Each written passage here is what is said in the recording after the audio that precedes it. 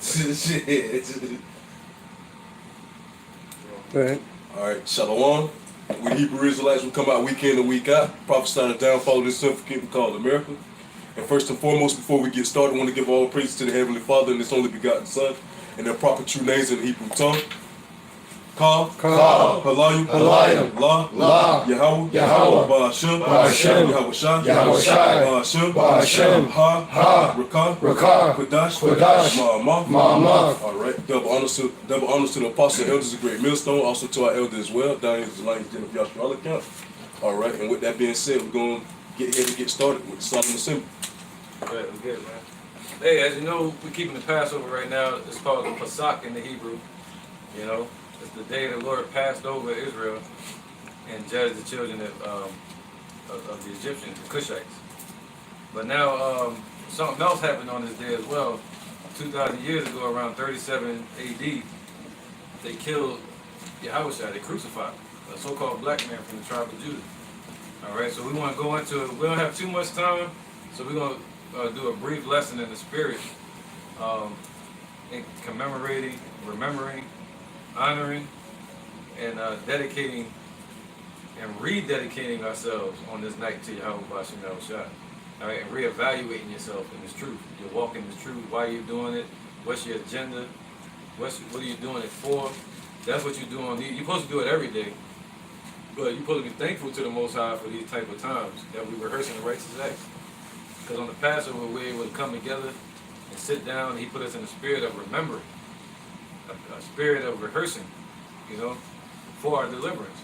Just like on the Day of Atonement, we're forced to be in a spirit of humility because it deals with atonement, forgiveness, searching for forgiveness. So the Passover is the day dealing with deliverance, all right, and the day that they crucified our King, Yahushua. All right, so let's get into it, and we're going to title this in the crown of thorns. That's what we're wearing in this truth. You're supposed to be dealing with affliction. All right, so let's get into it. Somebody grab that. Let's start from Isaiah 5:39. 5 and 3. Isaiah 50 and 3. Go ahead. Isaiah chapter 50, verse 3. We're going all the way to 9. All right. I clothe the heavens with blackness. I make sackcloth their covering. The Lord, Yahweh Shai, hath given me the tongue of the learned, that I should know how to speak a word in season to him that is weary. He waketh morning by morning. He waketh mine ear to hear as the learned. Right, so everything we're doing now, being able to speak and being able to learn this truth, the Lord blessed us to do that. He said, what? Blessed are your eyes and your ears for they hear. You know, so who blessed our ears? Yahweh B'Shem Yahushua. He touched your ears and your eyes to see. All right? Go ahead. This is Psalms 51 and 5. It says, behold, I was sharpened and shapen in iniquity, and sin did my mother conceive me. Behold, thou desirest truth in the inward parts, and in the hidden parts thou shalt make me know wisdom. Purge me with hyssop, and I shall be clean. Wash me, and I shall be whiter than snow. Make me to hear joy and gladness, that the bones which thou hast broken may rejoice. Right. So who broke our bones? Yahweh B'Shem Yahushua. See, everything that was done, he said, what? I kill and I make alive.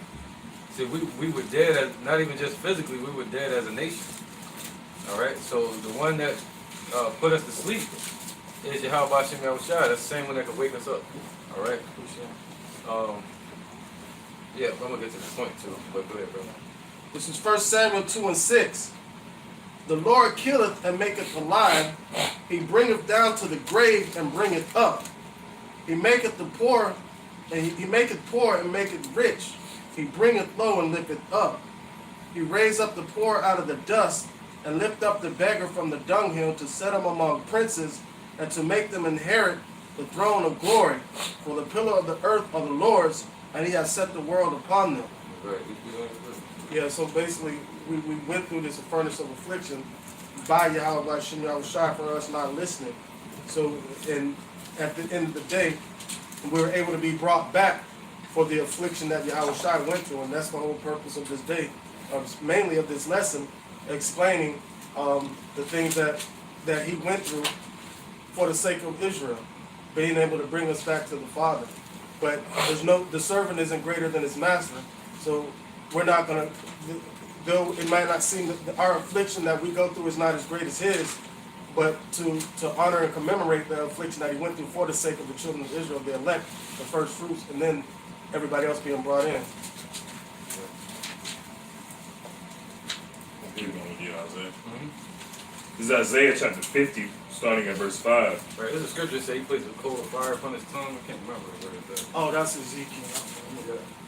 And that deals with the Lord waking us up. But I'm gonna stick to the topic. Look at it. The Lord Yahweh hath opened mine ear, and I was not rebellious, neither turned away back. You hear it over there? Mm-hmm. I can hear. Verse 6.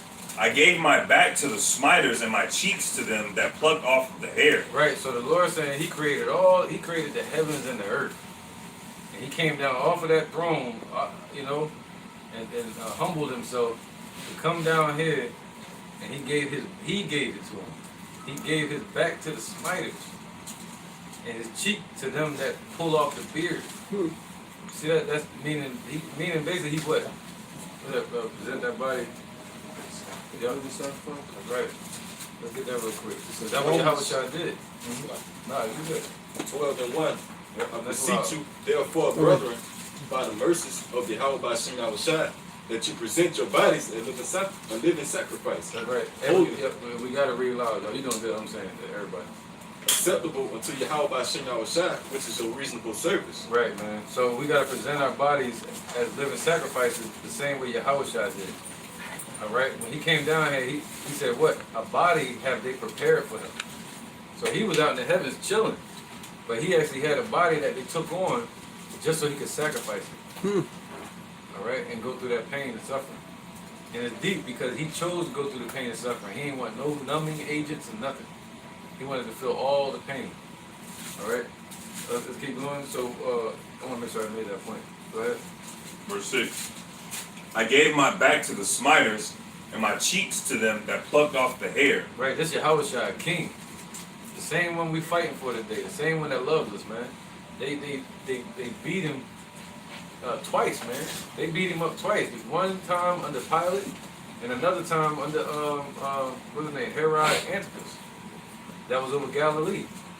Before he sent them back to Antipater, they beat him again and dressed him up with some bright outfit. And then another time they beat him with the crown of thorns on his head and hit him with a bunch of staves and dressed him up. They took his clothes off and dressed him in some funny clown garment. All right. So they were beating the hell out of Yahushua. It wasn't just like they show in the movies. You know, beat up a little bit, then he got put up on the cross and nailed in the hand. No, they were trashing him, like ripping his beard out, punching him in the eyes over and over again, giving him probably concussions. You know, getting somebody hitting you in the head over and over again. He a king. Go ahead, brother. The one that he the one that created the heavens and earth. I hid not my face from shame and spitting. Right, so he didn't hide his face from it. What did he do? He put his face in it. What happened when somebody spit at you? You're going to go like this. Yahushua, he put his hands down and let everything come at him. He's spitting at him. Imagine that. He took all of it, man. All right, somebody nasty ass hog spit. And it was Jake's that was doing this. Our people. All right. Let's rock out though. This is Isaiah 53:2. For he shall grow up before him as a tender plant, and as a root out of a dry ground. He hath no form of nor comeliness, and when we shall see him, there shall no beauty that we shall desire him. Right, because what happened, man? He's at the root. He said he's the root of Jesse, and he grew out of a dry ground where there was no water. He said we were in the dry, the children of Israel, until the water was sent. You see that? He sent water upon us, the latter rain. But He said, what the next part? He said he have no form, Right. no comeliness. That's right. So he didn't show up in the chariot. He didn't show up on the throne. What happened? He showed up as a carpenter's son. He showed up as a commoner. He didn't show up as from the kingly bloodline, you know, as a king or a priest. He showed up as a commoner, a common man, and he rode on the donkey. You know, the same way Solomon did. All right. So this is the creator of the heavens and earth that came down here to this earth in human flesh. You know. Go ahead. Verse 3. That says a lot about him, man. We talking about his character right now, and it's important because you gotta have that same character. Go ahead, brother. He is despised and rejected of men. Right. What's that? John. Yeah, to his own. Right, man. So, and we're gonna be despised and rejected of men. And if you notice, the whole world loved you, it's just like Paul said, they love you as long as you're in the world. But as soon as you start to, the Lord said, prepare your soul for temptation. Why? Because as soon as you go to serve the Lord and His Spirit is within you, this world is going to be against you. All right? But how do you fight the world? How do you fight for your family if your family is against you? You don't fight them, you fight wickedness to free them. All right? You don't fight them, you fight the wickedness. Meaning you got to go out and teach. Send that vibration into the world. That'll help free our people. All right? Go ahead, brother. This is St. John's chapter 1, verse 10. He was in the world, and the world was made by him. Right, that's the dry ground. The root that came out of the dry ground. Go ahead. And the world knew him not. Right, the cosmos. Right, the world knew him not. Go ahead. He came unto his own, and his own received him not. Right, his own. Who did he come to? He showed up to the children of Israel. And the Pharisees and the scribes, the ones that was hitting him with the staffs in the back of his head, mocking him, they received him not. Just like today, 2/3 of our people won't receive his name. If they do receive his name, they won't receive his doctrine. If they do receive the doctrine, they won't receive his morals. They treat people like shit, their brothers like shit. All right, so you gotta have all three and some more to be in that spirit of Yahushua. That was it. So he came unto his own. That's what we're talking about right here. Go ahead. All right. Because Isaiah 53:3, it says, he is despised and rejected of men, a man of sorrows, and acquainted with grief, and we hid as it were our faces from him. He was despised, and we esteemed him not. Right, man. So they esteemed him not, man. You know, he was right in front of them, the creator of the heavens and earth, and instead they tortured him. All right, just like today, you got the men of the Lord here, and they persecuting us still to this day. Yeah, come. This Acts 5 and 29. Then Peter and the other apostles answered and said, we ought to obey God rather than men. The God of our fathers raised up Yahushua, whom ye slew and hanged on a tree. Him have Yahweh exalted with his right hand to be a prince and a savior, for to give repentance to Israel and forgiveness of sins.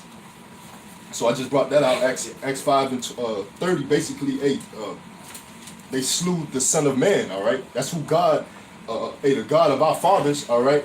That's who he raised up, Yahushua, all right? Who the world calls JC, all right? That's who they persecuted, man. And they basically they murdered him, all right? And hung him on a tree, all right? Being the cross made out of wood, all right? And just as the elder was making that, equating that to the men of the Lord today, all right? No servant is greater than his master, all right? That persecution that we go through, ultimately that persecution that our big brother, all right, Yahushua, went through, all right? Right, bro. All right, let's get 1 Peter 2:19. All right, this is the book of 1 Peter, chapter 2, verse 19. For this is thankworthy if a man for conscience towards Yahweh endure grief, suffering wrongfully. Right, so Yahushua, he suffered wrongfully. Why did they call him? They called him a thief. They even called him they even blamed him of committing insurrection on the Roman side. You know, they call him a thief and somebody that would start an insurrection. You know, I don't know what that was called. Rebel. A rebel. Yeah, they call him a rebel. All right, comparing him to Barabbas. You know, so they accused him on that side, but then on the Pharisees' side, on Jake's side, they accused him of blasphemy. So he was getting accused on both hands, man. All right, go ahead. Oh, go ahead, bro. Verse 20. Yeah. For what is glory is it if when ye be buffeted for your faults, ye shall take it patiently? Right, so we got to take it patiently the same way Yahushua took his situation patiently, man. All right? He was going through so much pain and travail, they said he was sweating tears like blood. You know? Some people say he was sweating blood, but I believe he was sweating like blood, you know? Like, it was so much sweat that, like, you know, dripping like blood off him. But go ahead, bro. But if when ye do well and suffer for it, ye take it patiently, this is acceptable with Yahweh. Right, so you're going to get accused, you're going to get persecuted, you know? So Yahushua did it. He said they spit in his face and he didn't hide his face from it. They pulled his beard out. You know, it's like to snatch your damn beard out and it's your people, your own family, you know, or they keep hitting you in the head with a hard-ass bat with spikes on your head that's going into your scalp, you know? Right, man. And the shouting at them, right? That's why he said we're going to be hid from the tongue, the scourge of the tongue. That he knows what it feels like. All right, go ahead, bro. Oh, yeah. It's Isaiah 53:7. It says, he was oppressed and he was afflicted, yet he opened not his mouth. He is brought as a lamb to the slaughter, and as a sheep before the shearers is dumb. So he opened not his mouth. So basically, that's amen what the going after what the elder was saying. How he went through all this for the sake of our sakes, to take sin out of the world, and he opened not his mouth.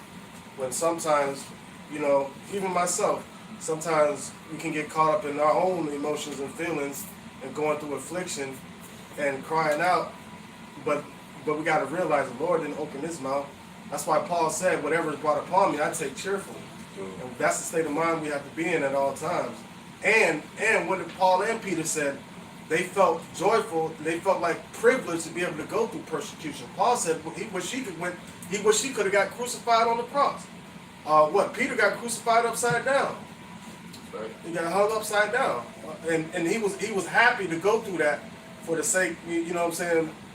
'Cause imagine what you see Jake today, how they go crazy if one of their homies get killed in the streets. But who riding for the Lord? You know, who riding for the Lord right now? Who mad because Yahushua got killed? Right, man. I'm still living in that mindset, in that moment of picturing him on the cross, and in that final moment when he died, you know, give up his spirit. And what happened when Joseph, which was a disciple, took the body down? And then that moment when they take him away and wrap him up, put him in the tomb. You know, then we walking around, and he's not there no more. We're still living that right now. You know, he's with us in the spirit. We still mourning over that. You know, Yahushua. Kind of like when the spirit left Saul, you would think of like a whole nation. It was like the spirit left a whole nation of people. Right, man. Hope, a spirit of hope left. You know, but the beautiful part is the promise that was given to Yahushua of him sending his spirit, the Holy Spirit. All right, so we have hope. But go ahead, brother. Finish this all the way to 25. God. It's back at 2 Peter verse 21. For even hereunto were ye called, because the Mashiach also suffered for us, leaving us an example that ye shall follow his steps. Right, so he left us an example. That's what he came here to do. That's why he went through that. It was for our sins, but he also left us an example of how to handle this walk that we're in. You know, how to do it. You know, he's saying don't cry, don't bitch, don't be whining. Get up that was like a man. Yeah, let's get it. Somebody get that. I got one. I don't got that one. Yeah, go ahead, real quick, let me get the girl bell on. This Philippians 2 and 14. Do all things without murmuring and disputings, that ye may be blameless and harmless, the sons of Yahweh without rebuke in the midst of a crooked and perverse nation. Right. You know, and that's a hard thing to do, but that's that what shows our patience, you know. Right, brother. Among whom ye shine as lights in the world, holding forth the word of life, that I may rejoice in the day of Yahweh Shai Hamashiach, that I have not run in vain, neither labor in vain. You know, and we hope that our works are not in vain, man. You know, because we come in the names of Yahweh, Ba'ashem Yahweh Shai, first and foremost, and we speak the truth, man, according to the scriptures, man. You know, the things that we taught, all right? So, do things without dispute and without murmuring, man, you know, without complaining, you know, as the brother's saying, because our Lord and Savior, Yahweh Shai, gave that example. And I'm slacking, go ahead. Well, like the brother was saying, you know, do things without murmuring. You know, like in the book of Sirach, I couldn't get it off the top of the head, but basically say, hey, if you say you're not going to do something and then do it, all right, that pisses the person off that told you to do it, you know. So that's like complaining in itself. So you might as well get it done right then and there, man, because you complaining. Hey, that's a form of you showing that you don't want to do it, man. You know, so hey, like scripture say, be apt to teach. You know, hate not laborious work. Always be down to do the will of the Lord Yahweh B'Shem Yahweh Shai. Right, and when it said he's quoting out a word, it's talking about you know, when he was talking to who was that? Antipater. Yeah, he was talking to Pilate. I said Antipater. It's like he was talking to Pilate. When he was talking to Pilate, he said, "Yo, are you the king of the Jews?" He said, "Thou sayest." And when the high priest was talking to him, to Yahweh Shai, he said, "Yo, they're accusing you all this. What do you got to say about it?" He didn't answer him, but he actually told him. He prophesied to him, but his thing was not responding, because that's the most powerful answer you can give to somebody is no answer at all when they accuse him. You know, when you know you're right. So he knew that Yahweh was going to defend him and raise him up, and that he had to go through the prophecies. All right. So let's keep going. Where was that? Verse 22. All right. Back at 2 Peter chapter 2, 1 Peter chapter 2, verse 22. Let's get it burning fire. Who did no sin, neither was guile found in his mouth. But he did no sin, and there was no lies or deception found in his mouth, man. But they treated him like he was a liar and a deceiver. All right. Who when he was reviled not again. When he suffered, he threatened not. Right. And in the truth, you're gonna be reviled and you're gonna suffer. But think about how your house shall handle it. You got cats out here, IUIC, they always ready to fight somebody. Look at the cards on you. You gotta get carnal sometimes, don't you? But yeah, now that you said it, the whole camp is bragging you carnal and shit. But why'd I read this to him? You know? Feed him the fish before you give him a stone to throw. You know, what did the Lord say? He said, he reviled not again. Because he knew that our people were being wicked. He knew their heart. Go ahead. But committed himself to him that judgeth righteously. See, it's not about the people, it's about Yahweh. Alright? It's not about your family, it's about your relationship with the Most High. Who do you represent on this earth? You know, you can blame your family, you can blame your friends, you can blame people all you want. What are you doing? Who are you in this walk? Alright? He said, as unto a faithful creator, man. So you get kicked out of camp, whatever, teach, man. Keep teaching.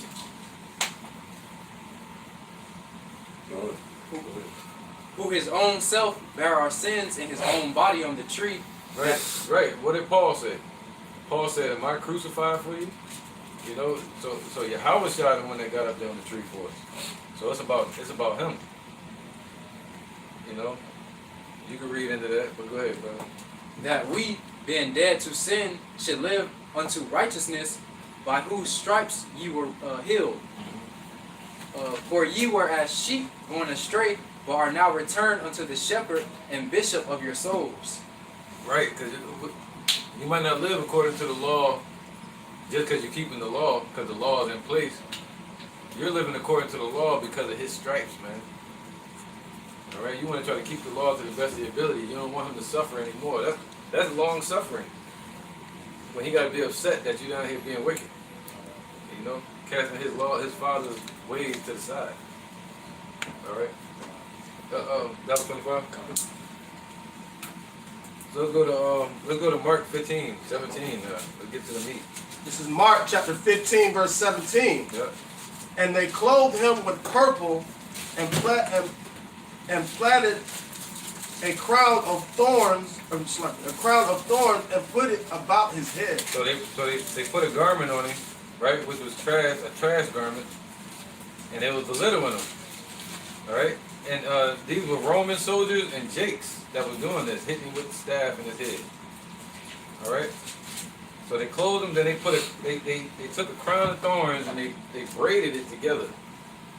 And the type of thorns it were, if somebody get a picture of this, man, it's called a Ziziphus spina Christi. Jude.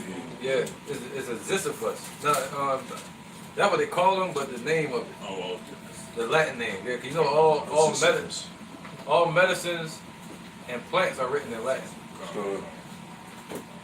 Yep, Ziziphus. Zizyphus. Zizyphus. And it should say Spina Christi. Yep. Let me know if you got it. Ziziphus. Zizyphus. Like the branch your mama used to tell you to go get. Yeah, Ziziphus. Ziziphus Spina Christi. Yep. Show it to the camera if you can. My bad. All right. Those are called. They call them Judah thorns. They used to use them to torment people. Our people used to use them to torture people in Israel. This is gonna sound crazy, but the day on the way to camp, leaving the house, I saw Edomite carrying a cross by the expressway. What was We saw a replica of the tomb with the stone rolled away of it on the way here. Yeah. That's Esau, man. Yeah. That's Esau, man. They mocking the Lord, if anything. Kind. If he had died on an electric chair, they would have electric chairs around their neck. And that's basically what the cross represent. You know, when I see like Jake out there in the world today wearing cross or still wearing little cross pendants or Caesar Borgia head pendants, Right, that show they still on a low level. Yeah. You know, they haven't really woken up, and their eyes haven't been blessed to see, and their ears haven't been blessed to hear this truth. That's right, man. Still asleep. All right, let's keep rocking. Let's keep going on with this. But yeah, you saw that picture. Good. Verse 18. And began to salute him. So they started saluting him, mocking him. You know, saluting him, saying salam. You know, mocking him, man. That's why I said it was a lot they did, man. There's a lot. We want to amplify it today. We ain't gonna skip over none of it. They was mocking him. Imagine that, man. He's processing that. He looking at him while they mocking him. Like Nate. Come on, man. That's the only time we seen that spirit in these times, like from the scoffer. He said every time they would come scoffers. And they were mocking him, man. And he knew he could destroy him. That's crazy how they mocked the name of the Lord, and they did. I'm not trying to be funny, but they dressed them in purple, even though purple's a royal color, and they take on that color today. And they mock the name of the Lord. IUIC. And that's also where they say they got the color scheme from, you know, when the Lord was crucified. from when he was being mocked. They mock the Lord even today. They mock him. They don't call him by his name. That's mockery. They don't feed the flock. That's mockery. You know, they really disrespecting Yahweh. And the Lord, there's an answer for that. There's a recompense or a reckoning that's gonna come with that for mockery of Yahweh. Yep, you got precept? This is Galatians 6 and 7. Be not deceived. Yahweh Shem Yahushua is not mocked. You got it up? For whatsoever a man soweth, that shall he also reap. Come on, man. So the Lord Yahweh Shem Yahushua is not mocked, man. You know, hey, so initially he's going to get the laugh, man. You know, through his prophets and also through him as well, man. Hey, because 2/3 of people going to be judged, man. You know, IUIC, they crucifying him afresh today, you know, by not acknowledging him, you know. Oh, right. Saying that the name of the Lord is not given. Acts 4 and 12 clearly states that. You know, but yet everybody have Hebrew names, Brother Yaquab, you know, so forth and so forth. But yet we got to put respect on a mere mortal name and not the Lord Yahweh Shem Yahushua's name. Right. Hey, somebody grab Revelation 1 and 13 and then Hebrews, what's that? Say, bring out of Judah.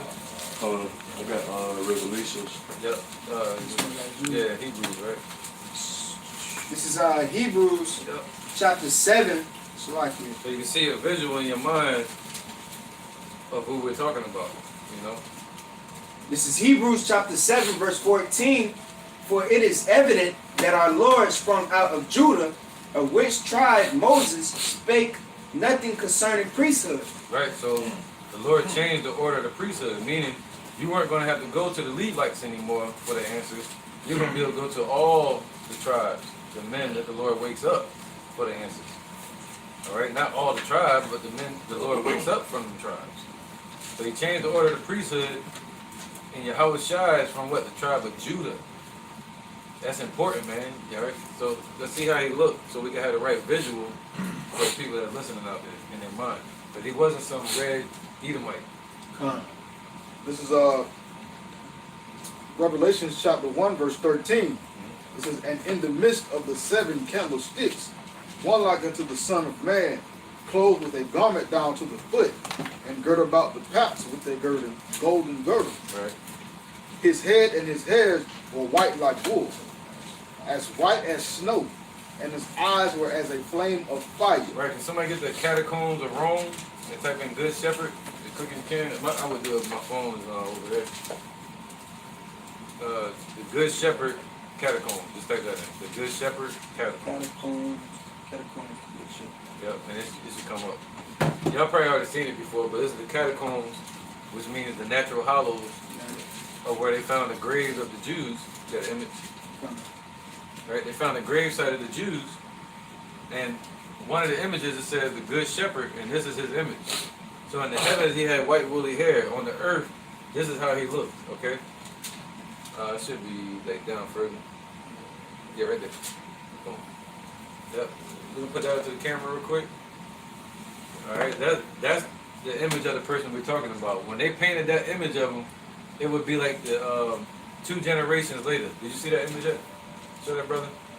This is a real painting of Yahweh Shai, how he really looked. All right. That's who's coming back. So that's painted over the grave sites of the Jews today. The true Jews over in Rome. Verse 15. Yep. Let's keep hearing more about what happens. And his Oh, feet. yes, it was that. Revelation chapter 1, verse 15. It says, and he, I'm gonna start back at 14. It says, and his head and his hairs were white like wool, as white as snow, and his eyes were as a flame of fire, and his feet like unto fine brass, as if they burned in a furnace, and his voice as the sound of many waters. Verse 16, and he had in his right hand 7 stars, and out of his mouth went a sharp 2-edged sword, and his countenance was as the sun shineth in his strength. Wow, they're talking about Yahweh Shai, man. When he returns, that's how he gonna look. You know? So they crucified him, but he's been glorified. Yahweh kept his promise. You know? And now his countenance is bright as the sun. Alright? He's out there right now. You know, you probably pictured him like a ghost. No, you got to picture it bright as the sun. Blinding light. That's how Yahweh Shai looks. Alright, white woolly head. With the word proceeding out of his mouth. And also he has a laser beam coming out of his chariot. Alright? So this is the one they put on the cross. Let's keep going. What was that? No, that was that. This is Mark 15 and 18. And began to salute him, Hail, King of the Jews. And they smote him on the head with a reed, and did spit upon him, and howling their knees, worshiped him. Oh, Slacker. Bowing their knees, worshiped him. Right, can you read that again? Because on that part, that verse. All right. A little clearer for them. Verse 19. And they smote him on the head with a reed. Right, so who was smiting him on the head with the reed? It was Jakes. That were Roman soldiers, like centurions. And it was also the Edomite soldiers. They was all hitting him in the head. While he had the crown of thorns on his head, they was hitting him into his head. This Yahweh Shai, man. He went through this for us. All right, and our people, he gave us a mile. Our people not willing to give an inch. You talk to some of the jakes, man. They're like, I don't know, man. I guess I need to do. They ain't gonna do it because you don't understand the sacrifice that Yahweh gave for you. Once you understand that, or you understand how upset Yahweh was when we went off, and how the prophets were alone. People like Jeremiah, people like Ezekiel, he thought he was the only prophet. You know, Daniel thought he was the only prophet. You know? So imagine how Yahweh Ba'Shem Yahweh Shai feels when the whole nation turned against him. And we the ones that turned back to him. So anyway, let's keep going. It says, and they smote him on the head with a reed, and did spit upon him. Every strike that they gave him, they got to pay for that. You know? And bowing their knees, worshipped him. Right, because that's why the Lord said he gave his back to the smiters. That's what he was talking about right there. But what he said in Revelation, you got it, my man. This is Revelation chapter 1, verse 7. Behold, he come with clouds, and every eye shall see him, and they also which pierced him. Right, so the one that pierced him on the cross, that stabbed him in the side, the one that hurt him, that's what pierced means, that hurt him. They're the ones that are here today on this earth, man. And I'm sure, I can imagine that the Lord will find a way to gather those beings from around the world and have them end up right here in America. Same ones that were with them in Roman Empire. I believe that. That's just me. So go ahead, bro. And all the kindreds of the earth shall wow because of him, even so Amen. Right, because he said all the eyes are going to see him. You know, and the ones that pierced him on the cross, and that was Jake's. You know, so they're here today to receive that judgment. Precept. Right, man, let's get it. This Acts 5 and 30 again is just more fitting. And it's the God of our fathers raised up Yahweh Shai, whom he slew and hanged on a tree. Him have God exalted with his right hand to be a prince and a savior, for to give repentance to Israel and forgiveness to sins. So the Lord raised them up only for the nation of Israel to repent and to be given, be forgiven for sins. It continues on. And we are his witnesses of these things. And so is also the Holy Spirit, whom Yahweh have given to them that obey him. And we obey the Lord, man, by doing his will, all right, by hearkening to his word, man, and doing the things that he commanded us to do, man. Go out there on the highways and byways and teach our people, all right, whether they hear or forbear, pertaining to Isaiah 58 and 1, all right. So we are a witness, man. It says we are a witness of these things, man. So just as the spirit of the prophets is subject to the prophets, we hear right here again, Yahweh Ratazah, we all a part of that number, all right, reading this devil his rights, man. He persecuted our big brother Yahweh Shai, all right, our Lord and Savior, all right, and it's ultimately judgment coming for that, man. And we hear back again, we're the witnesses, man, So just as you got the judgment coming, all right, you got a crime that's committed, all right, you have when it's a crime committed, you have a suspect and what's the other one? You got a suspect, you got a victim, man. When it's a crime committed, you got a victim, man. And we the victims, man. Pertaining to the nation of Israel as a whole, all right. But pertaining to Yahweh Shai, he was slew unjustly, and it was all the will of Yahweh Ba'Shem Yahweh Shai, man. Right. Let's get that real quick. 4 and 14. This is Ecclesiastes. He said the Lord is dealing with the ones that turn back to him. All right, but you can't just turn back to him. He said give you the spirit first. And can you read that part again? It makes more sense if you read it. This Acts 5 and 32, and we are his witnesses of these things, and so is also the Holy Spirit, whom God have given to them that obey him. That's right, man. So the ones that obey him, let's see what that means. You got to obey him first. He said, believe that he is. Must believe that he is. Hebrews. What's that? Believe that he is. Hebrews, okay. Yeah. 11:6. Let me walk real quick. It's Hebrews 11 and 6. But without faith it is impossible to please him. For he that cometh to Yahweh, Ba'Shem Yahweh Shai, must believe that he is, and that he is a rewarder of them that diligently seek him. See that? So, see, what did the Lord say? We're going to be groping in the dark. See, it takes faith to know that he's there even though you can't see him. All right? So he see you moving in his direction, fighting for it, learning, searching, reaching. Revelations 1 and 3. Can you get that? And, yeah, please, real quick. This is Sirach, chapter 4, verse 14. They that serve her shall minister to the Holy One. Right, so those that serve wisdom, that are here to minister this truth. Go ahead. So minister to the Holy One, right? Correct. Minister means to serve the Holy One. All right? And them that love her, the Lord doeth love. See that? So you got to show that you're in order. The word love deals with order. You got to show that you're in order under wisdom and not under the world. The authority of Satan. Let's go down to 17. Quick interjection. 17 was part of the one. Yeah, 17 was part of the one. So Yeah. that you quick away. That's not what I want. This is Wisdom of Solomon, chapter 7. I'm going to get straight to the point. Verse 28. It says, for Yahweh Ba'ashem Yahushua loveth none but him that dwelleth with wisdom. So Khan, just how the brother was speaking on, hey man, hey, the Lord Yahweh Ba'ashem Yahushua are close to those that dwell with wisdom, the ones that are seen out trying to seek him, you know, trying to turn back to him, you know. Like Scripture says, seek ye the Lord while he may be found. The ones that are trying to turn back and take the initiative to seek the Lord Yahweh Ba'ashem Yahushua, he's going to meet you halfway, man. Right. Take one step, he'll take 10. Khan. Yeah, brother.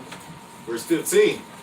Whoso giveth ear unto her shall judge the nations, and he that attendeth unto her shall dwell securely. Right, he said those that give ear to what the Lord is saying, his message, you're going to judge the nations in the kingdom. He said you're going to be sitting upon thrones, judging the 12 tribes of Israel, being able to walk into the kingdom, usher in the kingdom instead of being born into it. Big difference. Go ahead, brother. If a man commit himself unto her, he shall inherit her, and his generations, Salakia, and his generations shall hold her in possession. Right, what did he say? Those that seek after righteousness, they're going to attain unto righteousness. That's what's coming. If you're seeking after wisdom, that's what you're going to get, more and more wisdom. He said, those that have, they shall have, he shall add unto it. Those that have not, it shall be taken from them. I think it's in Matthew. All right, a little bit more, brother. Verse 17. Yeah, I think you're going to have a Ecclesiastes. For at the first she will walk with him by crooked ways and Right. bring. No, yeah, might as well, right? Yeah. Because what the brother Thanyala read earlier, you know, Yahweh has, you got to believe in him basically. I'm saying you have to believe in him first and walk in his ways first. And then he might deal with you. Then he might give you wisdom first. And then he'll take you through the steps. I'm going to find that precepts too. But the steps to this, man. Humility. You know, I'm going to find it. But go ahead, brother. For at the first she will walk with him by crooked ways and bring fear and dread upon him and torment him with her discipline until she may trust his soul. Right, that's that wrestling. Torment you with discipline. Like Paul said, taking the spirit and putting the flesh under him. You know, he put the flesh under him instead of having the flesh rule the spirit. You know? And we can only do that through Yahweh Ba'ashem Yahushua. Period. You know? And try him by her laws. Right, so we be tried by the laws. Keeping the laws to the best of your ability. Are you going to do it? That way you're being tried. All right? And then the Lord will deal with you. You know? A little more on that. All right. Over to 18. Then will she return the straight way unto him and comfort him and show him her secrets. There you go. So first you got to believe that he is. Then you got to what? Keep the laws to the best of your ability. Believe that his son exists. He said honor the son, right? Yeah. Yeah. And then, what was that part? What he said? And first you got to believe that he is. Then you got to try to keep his ways to the best of your ability. Believe in his son, and then he'll give you the. He'll come in and sup with you. Can you get that? The Lord will sup with you. Yo, you can bring that. You can roll yours. Right? I think a couple of them. But yeah, that's how the Lord will come in and deal with you. He'll increase you from where you at. This is Revelations chapter 1, verse 3. Blessed is he that readeth, and they that hear the words of this prophecy, and keep those things which are written therein, for the time is at hand. That's right, man. So he said, blessed are they that read, man. So that's where you got to start. Start reading. Eat the word, eat the whole roll. You know, and you'll be blessed. The word blessed goes back to being favored. You got 10 pair of sneakers, but you got your favorite one. You know, you'll be favored over his creation, because he loves all Israel. But who does he favor? The ones that turn back to him, right? That's what he says. Go ahead, brother. This is the Father and the Son. I got this one. This is St. John chapter 5, verse 23. That all men shall honor the Son, even as they honor the Father. He that honor not the Son, honor not the Father, which hath sent him. That's right, man. You real quick? So you must honor Yahushua as you honor the Father, but you have reprobate silver out here saying that you can't you could go to the Father without the Son. But according to the scriptures, St. John chapter 5, verse 23, you must honor. It says all men, meaning all men of Israel. So you must honor Yahushua, because why? We read about the act, what happened to him by dying for our nation. You know what I'm saying? But starting with the elect, he died for our whole nation so we could get the kingdom, man. Right. Another precept. Right, keep right. This is Psalms chapter 2. I'm going to start at verse 12. Kiss the Son, at least he be angry, and he perish from the way. When his wrath is kindled but a little, blessed are all they that put their trust in him. There you go, So man. that's why that scripture is written.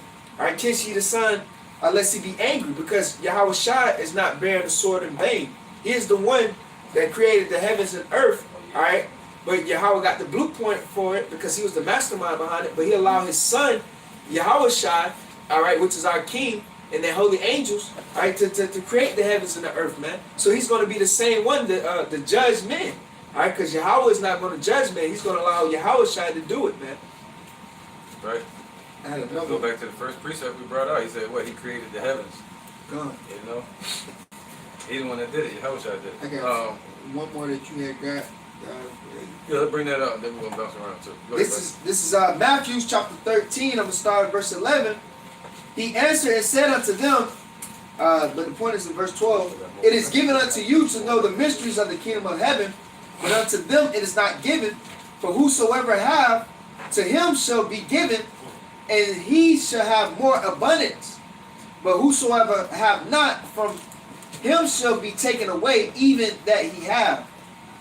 All right. Okay. So basically, that's going in to the talent, to the tokens. Everybody go forth to bring more tokens. Don't be the individual that had one token and hid it under the ground. That's these individuals that know they're Israelites and don't want to go out there and wake up the rest of Israel. But they quick to get on the comic boards and try to scoff and try to debate. They're all about debating. They're always trying to tear us something down. But Yahushua gave us to send us out to heal. What did he tell the 12? Did he tell them to go out there and destroy anything? He said, no. Heal the sick, cleanse the leper, wake the dead. Those are the instructions that Yahushua gave to the apostles, man. So we should be in the spirit of building up, because Yahushua will come and tear everything down. Now all we have to do is have a little bit of faith as a mustard seed to tell the mountain what? What great mountain? You got America. You got NATO, the EU. All right, now you got this word going out to the gates of the nobles, meaning to their elite people, hearing our cry out for how our Savior was done, and beckoning on him to call back and destroy this place, man. Right. The blessing given to Jacob was to give life. The blessing given to Esau was to take life. You know, to bring Esau, the blessing is to kill and destroy and bring death, according to Revelation 6 as well. Yeah, why not? Revelation 6. Yeah, let's get it. Well, but our blessing is to give life, all right? But let's get back to let's get back to this. Forget Esau. Yeah, Esau. Yeah. Go to Mark 15. Yeah, Mark 15 to 20. Where you was at? Yeah. We're gonna go all the way to 20 to 30. Okay. This is Mark 15 and 20. And when they had mocked him, they took off the purple from him and put his own clothes on him. You gotta picture this, man. We men. No man want to be stripped down by another man. This what they was doing to Yahushua, man. Stripping them butt naked. This is a God, yo. They seeing everything, man. They stripping him like that. Mocking him on top of that. And changing his clothes, like, you know what I mean? Disrespecting him. Alright? That's humiliating, man. That's how they do it when you get locked up. That's right. They're still in that spirit. Damn. That's right, man. And they watch you the whole time. Yeah, let's keep going. Hey, make sure y'all say your points loud, because it's not about, it's the camera. I want them to hear it. Verse 20 again. And when they had mocked him, they took off the purple from him and put his own clothes on him and led him out to crucify him. Right, because it was a rule in the Roman Empire to condemn you first. You know, first they would try you. They say, hey, we gonna get this person or not? They would try you first, yay or nay, and then they would condemn you. Condemn you mean beat the shit out you. And that's what they did. They beat the heck out of them first, and they would flog you, hit you with stuff. They would make it real bad, like whips. They would whip you, and then they would hang, crucify you. It was a process. In this process, and it was against the law to do it in one day. You had to do it in a weekly process. But they did it to Yahushua on the same day. They condemned them. They tried, condemned them, and crucified them all in one day. See that? So this was all a part of their Roman system to beat the heck out of them. They treated them like they would treat a thief. All right. There wasn't nothing spiritual about it. It was all. They weren't looking at it religiously. The government was looking at it like some government stuff. This is a king, and we're the state. We're the kingdom. So he's trying to go against our kingdom. Let's kill their king. Cut off the. What does he smite this? The sheep shall scatter. That's right. Look at that. And Esau knows that. That's why anybody ever raises up, not in a spiritual sense. You know, we raise up like this. They ain't worrying about it. But if you raise up something about I'm gonna free my people, you're not gonna get that blessing. Cause Tupac, look at him. Mumia Abu-Jamal. What's his name? Fred Hampton. All of them. Huey P. Newton, he died, he got shot, he turned into a crackhead, got shot. People don't talk about that, right? So, all these so-called leaders that supposed to be revolutionary, that supposed to free us, looking for freedom, as the brother did lessons on freedom this week, they don't understand what freedom is, you know? It's through Yahushua we get that freedom. So, they all want to be revolutionaries, but the Roman Empire and Esau, they know that. All they gotta do is they ain't worrying about the wing. They clipping the head off the body and let it run around like a chicken with its head cut off. How can it see? How can it hear? How can it do anything without a head? And to understand true freedom is to be free from sin. So we don't have to worry about being put in this predicament anymore. Because we're in this predicament for our transgression. To truly be free is to be free from sin. We're not have to worry about if you're pissing Yahweh Shai off anymore from transgression. Right. All right, man. So this is the angle that the Romans were looking at it. They were not looking at it spiritual. The Pharisees and the scribes were looking at it like that. They were saying, you think you're better than Moses. He thinks he's better. He thinks he's the son of God and all that, you know. And they wanted to see a sign. They said, yo, matter of fact, let's keep reading. Let's say the Jews require a sign and the Gentiles think it's folly. You know what I said? It said the Jews require a sign. See that the Jews wanted to see a sign. But what did Paul come teaching? Paul came teaching the crucifixion of Yahushua and him being raised up from the dead. It's like a serpent. And he like, I saw him. That's just it. Y'all don't need to see it. Huh? I got it. So same thing he told Thomas. Go ahead, brother. All right, this is 1 Corinthians 1 and 21. For after that, in wisdom of Yahweh, the world by wisdom knew not Yahweh. It pleased Yahweh by the foolishness of preaching to save them that believe. For the Jews require a sign, and the Greeks seek after wisdom. But we preach Yahweh Shai crucified, unto the Jews a stumbling block, and unto the Greeks foolishness. See that? Alright, so unto the Jews it was a stumbling block. The ones that knew they were Israelites, it was a stumbling block in them. Yahweh Shai was a rock of stumbling, a rock of offense. But unto the Gentiles, it said it was foolishness. That's why it's foolishness to people like Sa Netta and them. It's foolishness to people like polite. You know, everybody that's in this world, this worldly mindset, and that Gentile state of mind, it's foolishness to them. That Yahushua died and was raised up. They're in that Greek mindset. They don't believe in the spirit afterlife, you know. And he said, what, the Jews, that's people like IUIC. And if I may add on, I was just about to touch bases on that, man. Just like IUIC, they basically represent the wicked Pharisees today. You know what I'm saying? Just low, but taking away the homage from the Lord Yahushua himself, man. You know, just constantly going in, just taking everything away from the Lord Yahushua. That's right, brother. All right, man. Let's keep going. All right, this is Mark 15 and 21. Fire too, y'all, so you hear it. It says, and they compelled one Simon, a Cyrenian, who passed by, coming out of the country, the father of Alexander and Rufus, to bear his cross. Right, and this is another cut. Y'all can use this on people like Vocab and them. Because Simon was a Jake. All right, he was called a Cyrene. And they were trying to build a church out there. Because Simon and his son Alexander and Rufus was known as a disciple, a prophet. But his dad was named Simon. He was on that Greek stuff. Let's just get it. Let's get it real quick. Let's get let me see. Let's get this real quick. Real quick. If I can find it.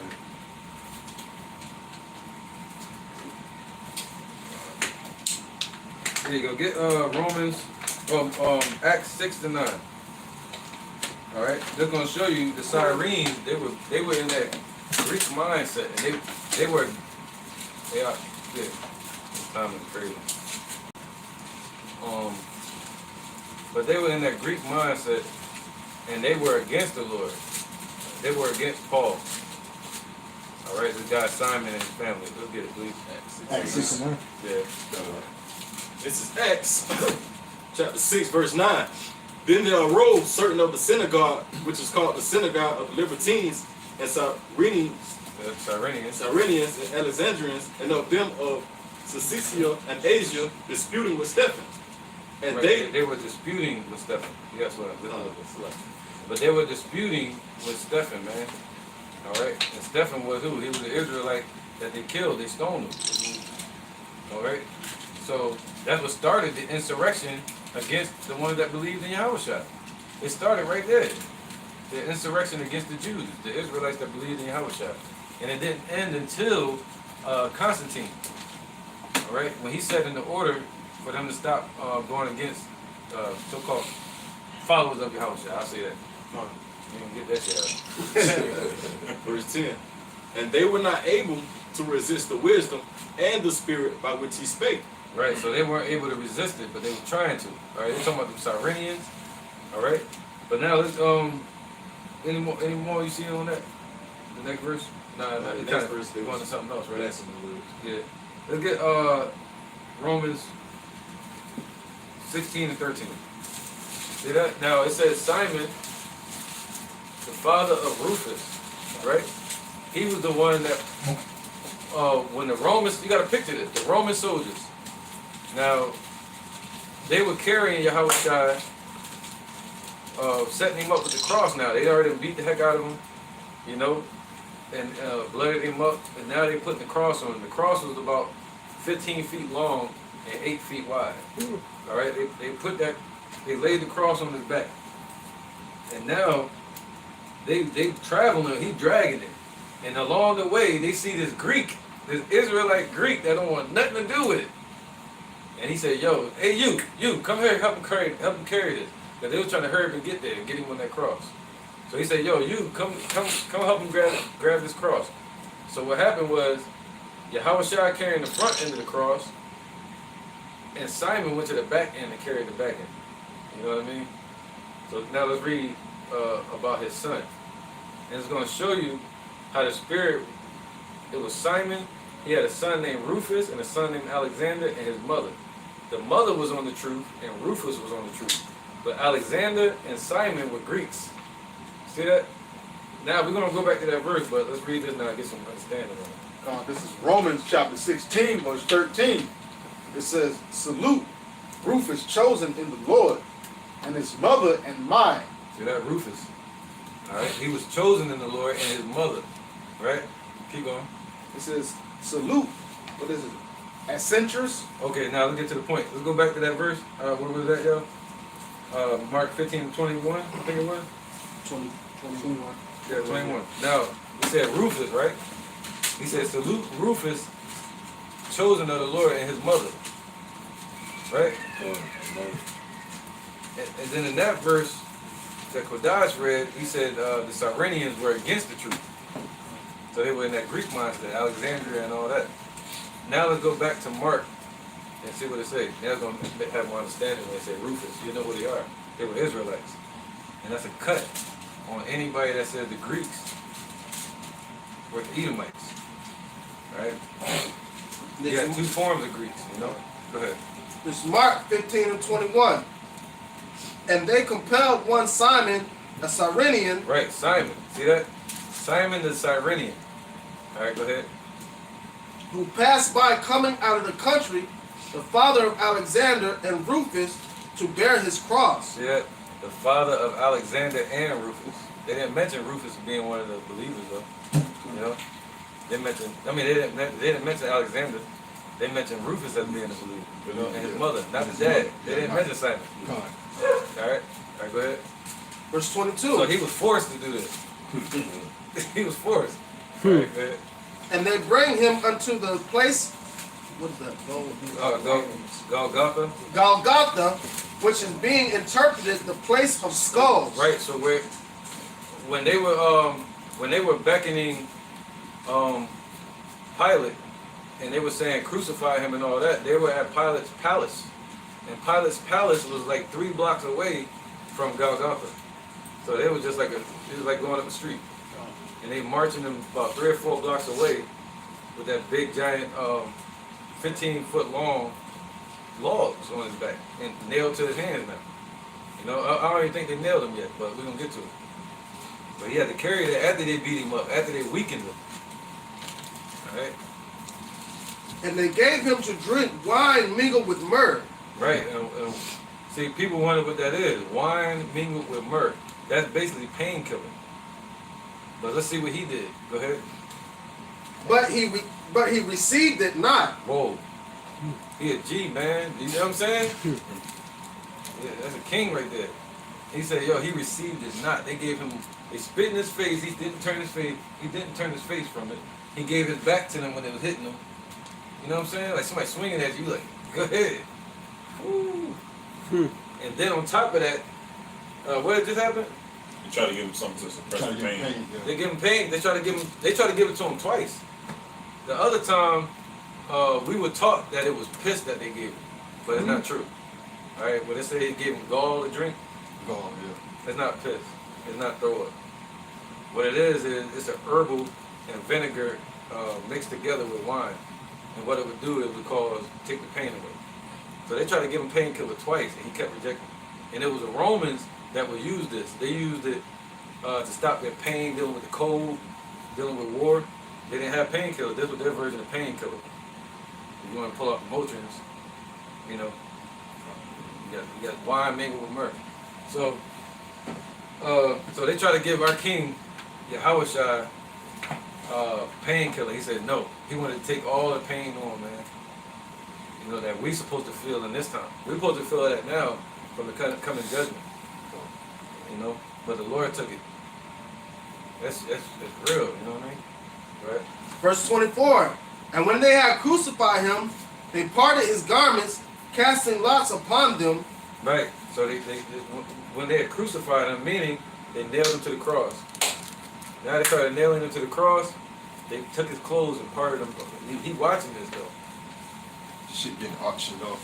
He watching it. They ripping it, tearing the stuff apart. No, it's mine. No, it's mine. You know. And he watching that, seeing this. You know what I'm saying? Go ahead. It says, and when they had crucified him, they parted his garments, casting lots upon them, what every man should take. And it was the 3rd hour, and they crucified him. Right, it was the third hour. All right, so the third hour represents 9 o'clock in the morning. All right, third hour of the day represents 9 o'clock. So what you do, if you want to count the Hebrew hours, you'll go from 6 in the morning, right, the crack of dawn, and you go 3 hours from that, 3 hours from that, 3 hours from that. All right. So if it says like the 9th hour or the 6th hour of the day, it would be like 3 o'clock. All right. So right here it said what, the third hour of the day. So that'd be 3 hours from crack of dawn. So that would be around 9 in the morning. So 6 o'clock to 9 o'clock. That's when they crucified him. And it was the same way when he rose up from the dead. At the crack of dawn, he rose up. All right. So this was around 9 in the morning. So they beat him that whole night because they came and got him that night. Yeah. They tortured him all night. Yeah, they tortured him all night.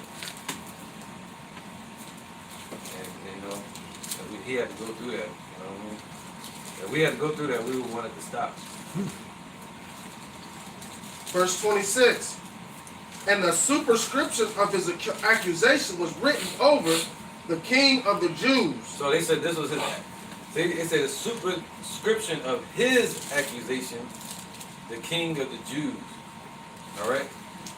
It said his accusation. Right. It said, and the superscription of his accusation was written over the king of the Jews. Right. Now that's important right there, because this is scripture, man. Them Pharisees got mad at that. They didn't want that up there. The Pharisees was like, we didn't say that. We never said he was the king. See that? They're like, y'all, we didn't accuse him of being the king. You gotta take that down. Change that. We wanted to say he said he was the king. They hated him that much. But right there, it said this is what they were accusing him of. And Pilate, they put that up there on purpose to mock the Sadducees and the Pharisees to their face. Pilate knew that the Pharisees were being wicked. He said, yo, y'all acting just like me. And he knew that. And he didn't want to kill Yahushua. He didn't want to crucify. He was like trying to give them Barabbas. But he was like, yo, I don't want this so bad. I don't want to do this so bad. Even his wife had a dream. Yep. And he didn't want to do it so bad that he tried to send Yahushua to Herod Antipas that was over Galilee. He was like, yo, Yahushua is a Galilean. Won't you take him? So what Herod Antipas did was, he said, nah, I ain't dealing with this. I ain't about to get in trouble with the Roman Empire. I'm not about to have an insurrection. Your job is to stop insurrection, Pilate. So you better stop the insurrection at all costs. So he said, yo, I'm going to send them back to you. So what they did, they beat him again. They beat him again. They flogged him, meaning beat him again. They dressed him up in a gold outfit this time, glittering outfit, and sent him back to Pilate saying, here go your present. Ha ha ha. See that? They sent him back. They sent him back to Pilate. And that's when Pilate was like, yo, I got to stop these people from revolting right now, the insurrection. So what do y'all want to do? And that's when they crucified him. Right, go ahead. Verse 26. And a superscription of his accusation was written over the king of the Jews. See that? All right. They accused him of that, which was rightfully so. He is the king of the Jews. Go ahead. And with him they crucified two thieves, the one on his right hand and the other on his left. Go ahead. And the scripture was fulfilled, which says, and he was numbered with the transgressors. Whoa. So that was written according to the prophecy. He lived it all the way to the end. He was born according to prophecy from Joseph and Mary. And he died according to prophecy. And he was numbered with the, what? And he was numbered with the transgressors. With the transgressors, man. The ones that really did it. Barabbas, he really was a part of the insurrection. And he killed somebody when they were rebelling. During the insurrection with Yahushua and the Jews, Barabbas actually killed a man. Mm-hmm. And then you had the two thieves during the time of the insurrection, and Yahushua was numbered with them. All right. And numbered with the blasphemers when he wasn't blaspheming at all. Everything he said was the truth, man. You know? Go ahead, bro. This is Isaiah 53:12. Therefore will I divide him a portion with the great, And he shall divide the spoils with the strong, because he hath poured out his soul unto death, and he was numbered with the transgressors, and he bare the sins of many, and made intercession for the transgressors. Wow, that's in Isaiah. That's a prophecy fulfilled. That's right, man. That's a prophecy fulfilled about our King Yahushua. All right, and what did he say? He was going to chasten them with the rod of men. All right, and he was beaten for our stripes. Let's get some more precepts real quick. Matthew 9:36, man. See, a lot of people don't go into the details of what happened, man, and you put yourself in his shoes. And we probably would have stopped at the first getting punched in the face and getting our beard snatched off. Matthew 9:36. Yeah, you got it, All right, this is the book of St. Matthew, chapter 9, verse 36. But when he saw the multitude and was moved with compassion on them, because they fainted and were scattered abroad as sheep having no shepherd, then said he unto his disciples, the harvest truly is plenteous, but the laborers are few. That's right, man. So he said, when Yahushua see him, and still to this day, that's how he's up in the heavens looking down. And he has compassion on our people. He's saying, yo, you know, the harvest is plenty, but the laborers are few. That's what he's saying up there right now. All right, keep going. Oh, that was it? You got verse 38. All right. Pray ye therefore the Lord of the harvest that he will send forth laborers into his harvest. That's right. And that's it. That's right, man. So he said we were as when he saw the multitude of people, not all Israel. That's why he said, I'm sent to the lost sheep of the house of Israel. People always bring that scripture out and they use it against Esau and say, yeah, he's not coming for Esau, he's coming for Israel only. That's true. But that scripture is talking about he's only dealing with the elect. The lost sheep. They're the ones that are a sheep that have no shepherd. All right? That's what he was sent to. Not to all Israel. Okay? And that's proof of it right there. He said they were as sheep having no shepherd. And he saw that. He like, damn. You know? And he see that about us. Because at that time, those that were lost didn't have the laws or anything. They were going after the custom of the other nations. But the Pharisees and scribes were strictly going according to the law. And they didn't want Yahushua to be their shepherd. They said we have Moses as our father. Right, but that's twofold. They were going by the law. They were waiting on Yahushua. Yep. You had a lot of people, like John, for instance. That's what I'm trying to say. Like John was he started something called the baptism. You see that? It was a different sect, S-E-C-T, of believers. You had the Pharisees and scribes, but then you have the one that was being baptized in repentance. And that's what John was doing. They represent that lost sheep, everybody that followed him. Who was following John? When Yahushua showed up, John already had a school. He had Andrew, he had Peter and them, dealing with them. So they were the ones that were waiting on him. You see that? They were the ones that believed in the prophecies. All right? And so that's what Yahushua was sent to. Can you imagine that? He leaving the earth and he see them. Imagine if he was in here right now and he see us compared to 2/3. You know, he see us and he'd be like, "Now I gotta leave. So what can I do? You know, I'm gonna leave my spirit with him. Okay, right now let me go ahead and encourage him or something. All right. So let's keep going. Where was that? Let's get Luke 22 and 27 all the way to 30. 22 and 30. Yep. This is Luke chapter 22, verse 30. 27. July 27. Yeah, 27. It says, For whether is greater, he that sitteth at meat, or he that serveth, is not he that sitteth at meat, but I am among you as he that serveth.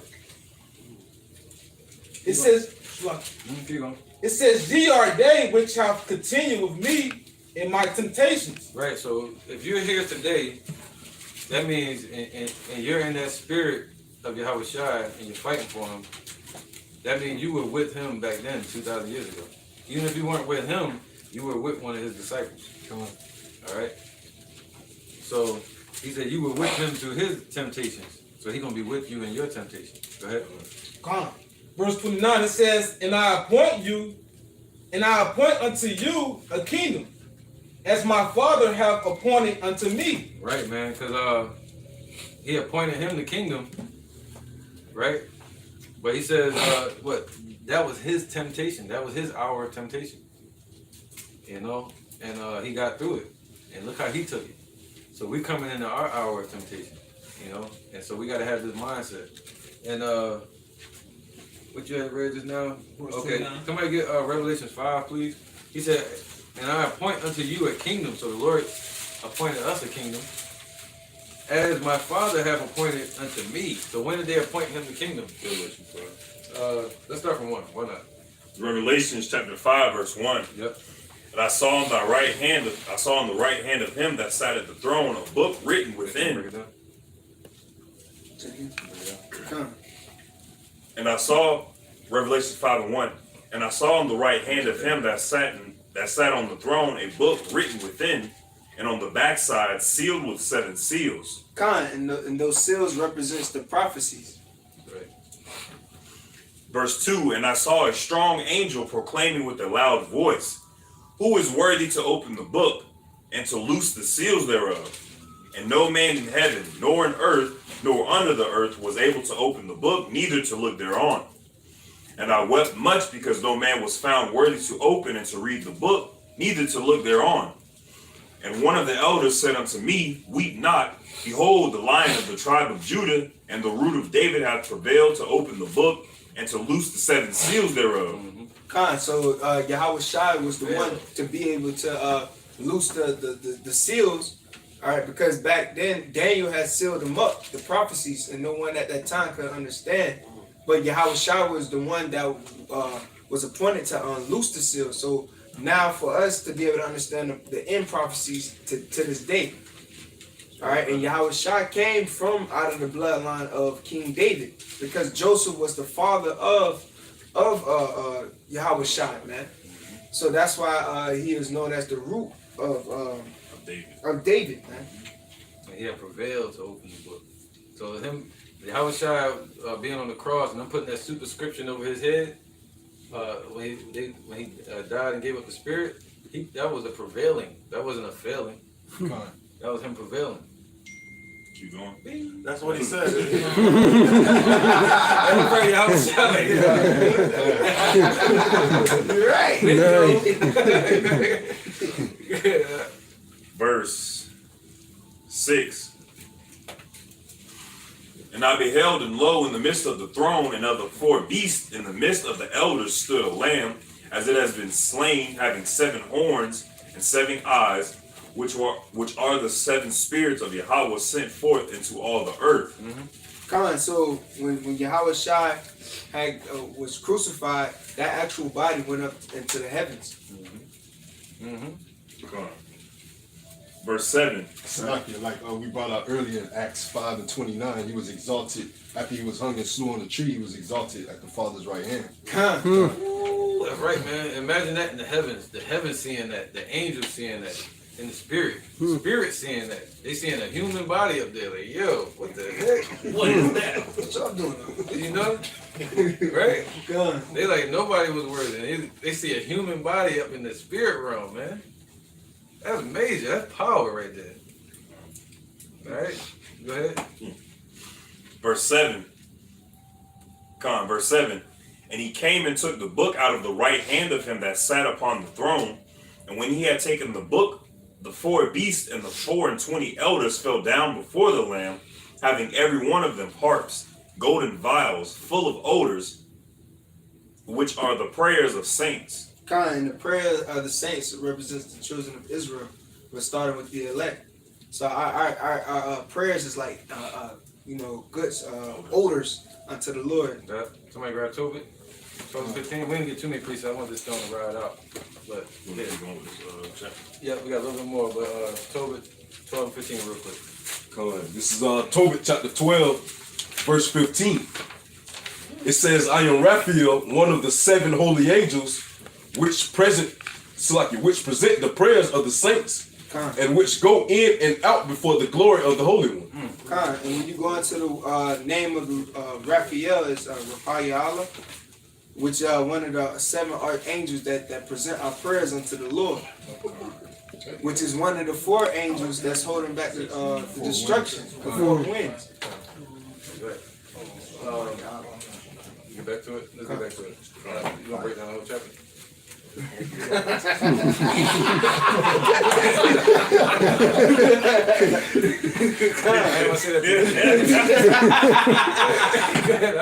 Good. Verse 9.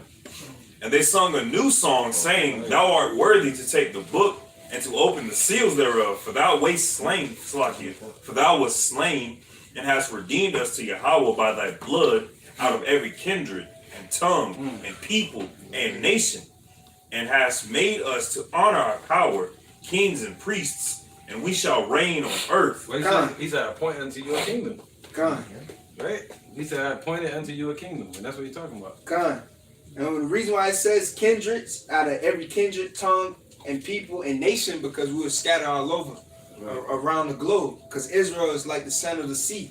So our people are scattered all over throughout the whole world, and he redeemed us through his blood and by his stripes, by being crucified. Because according to the prophecy, all Israel is going to be saved, but it's starting with the elect getting the first dibs, the first fruits. Right. Verse 11. And I beheld, and I heard the voice of many angels round about the throne, and the beasts of the elders, and the beasts and the elders, and the number of them was 10,000 times, 10,000 and thousands of thousands. Yep, real quick, I slow down too. But also in Revelation 14, what it say about the song? He said no man was able to learn that song but the 144. So, and he say nothing about no women learning that song. Yeah. Five. But they're gonna learn it through us. You know what I'm saying? God. They're gonna learn it through the singers. I'm about to say the Temptations, but anyway. Let's get that. That's a good choice, Temptation, because yeah, Revelation 14. That's right, Revelation 14. The song. I got it. This is Revelation chapter 14, verse 3. It says, and they sung as it were a new song before the throne and before the 4 beasts and the elders, and no man could learn that song but the 144,000 which were redeemed from the earth. There you go, man. So that's the new song. And then what? The four beasts, what is that talking about? The word beast just means what? Creatures. Alright, so he even called Jake beast. These are like brute beasts, right? So what he's talking about meaning creations. And these are the 4 archangels: Gabriel, Uriel, Raphael, and a warrior. I said that right. Mm-hmm. I said Uriel. Yeah. Gabriel, Uriel, Michael, and Raphael. Yep. So that'd be Warrior Allah, Rapaya Allah, Gabaria Allah, and what was the other one I just missed? Mayaka Allah. Alright. So let's get it. Verse 12. I'm telling you to read it. Verse 12. Saying with a loud voice, worthy is the Lamb that was slain to receive power and riches and wisdom and strength and honor and glory and blessing. That's what he about to get. He said he's gonna share all of that with us. And he died, he was born in 4 BC, and they killed him around 37 AD. All right. Go ahead, brother. Verse 13. And every creature Verse 13. And every creature which is in heaven and on earth and under the earth. Right, so when they say creature, see that again?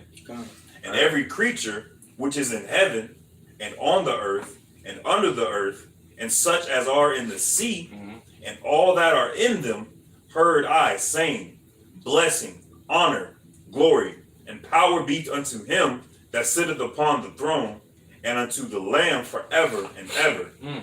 And the 4 beasts said, Amen, And the 24 elders fell down and worshipped him that liveth forever and ever. Wow, man. Anything with me? Come on, man. So, hey, you know, the Lord, because he said when he come back, he's not going to greet thee as a man. Because he says he's going to come with power and great glory. So this showed the proof that the Lord, he was magnified and exalted in the heavens. But now he's being exalted through his men now on earth. But when he come back, it's going to be intensified. He's going to increase our spirit. Yeah, right. Somebody grab John 1 and 10. No, it's 1 and 9. We're going to read all the way to 12. We're going to the spirit real quick and we're going to get back to the word. 1 and 9. Yep, 1 and 9. All right, this is the book of St. John, chapter 1, verse 9. That was the true light, which lighteth every man that cometh into the world. He was in the world, and the world was not made. He was in the world, and the world was made by him, and the world knew him not. He came unto his own, and his own received him not. But as many as received him to get as many as received him, to them give he power to become the sons of the Most High, even to them that believe on his name. There you go. He said what? He appointed unto us a kingdom. We're still dealing with that point. Go ahead, brother. This is Matthew 22 and 2. The kingdom of heaven is like unto a certain king which made a marriage for his son, and sent forth his servants to call them that were bidden to the wedding, and they would not come. Again he sent forth other servants, saying, tell them which are bidden, behold, I have prepared my dinner, my oxen and my fattenings are killed, and all things are ready. Come unto the marriage. But they made light of it and went their ways, one to his farm, another to his merchandise, and the remnant took his servants and treated them spitefully. Wow, man. And slew them. That's right. So it's talking about who? Yahweh. And his servants is who? Yahweh Shai, John, all the disciples. You know, he came into his own, and look what they did to him. His own people mutilated and got our people set up by the Roman Empire, because the reason they took Yahweh Shai to Pilate is because the Romans had power over death at that time. You know, just like America, they say, hey, they can kill people, but if you pull out a gun and shoot somebody, they're gonna throw you in jail. You know, the cops do it all day, every day, and they get away with it. But anyway, the Roman Empire, they had the power over death, life and death. They would kill somebody. That was, you see the video in the Roman gladiator games and like that, you know. And it was a republic back then. It wasn't really a democratic state. But anyway, so they had power over death, and the Jews didn't. They would. It's like Jake, like, I'm gonna kill you. No, you ain't. You gotta go to Esau. Then you got some power. No, they don't. So they had to go to Esau to be able to crucify Yahweh Shai. You know. So, but what they say? You're talking about a king. Yahweh was that king, and he set up a marriage for his son to a woman, the servant being Israel. All right. But now we represent the heirs as well, being princes. You know, heirs to the throne. But where was that? I want to get something real quick. Colossians. He made everything for himself, by himself, for himself. Yeah, just to make these points real quick. His own creations came against him, which he created it for that. You know, it's like that movie, The Predator.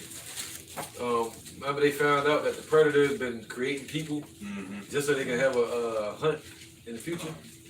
That's what Yahweh Shai doing. You created the wicked for the evil day. That's right. Let's get it. Let's get this other precept. This is Colossians chapter 1. I'm going to start at verse 12.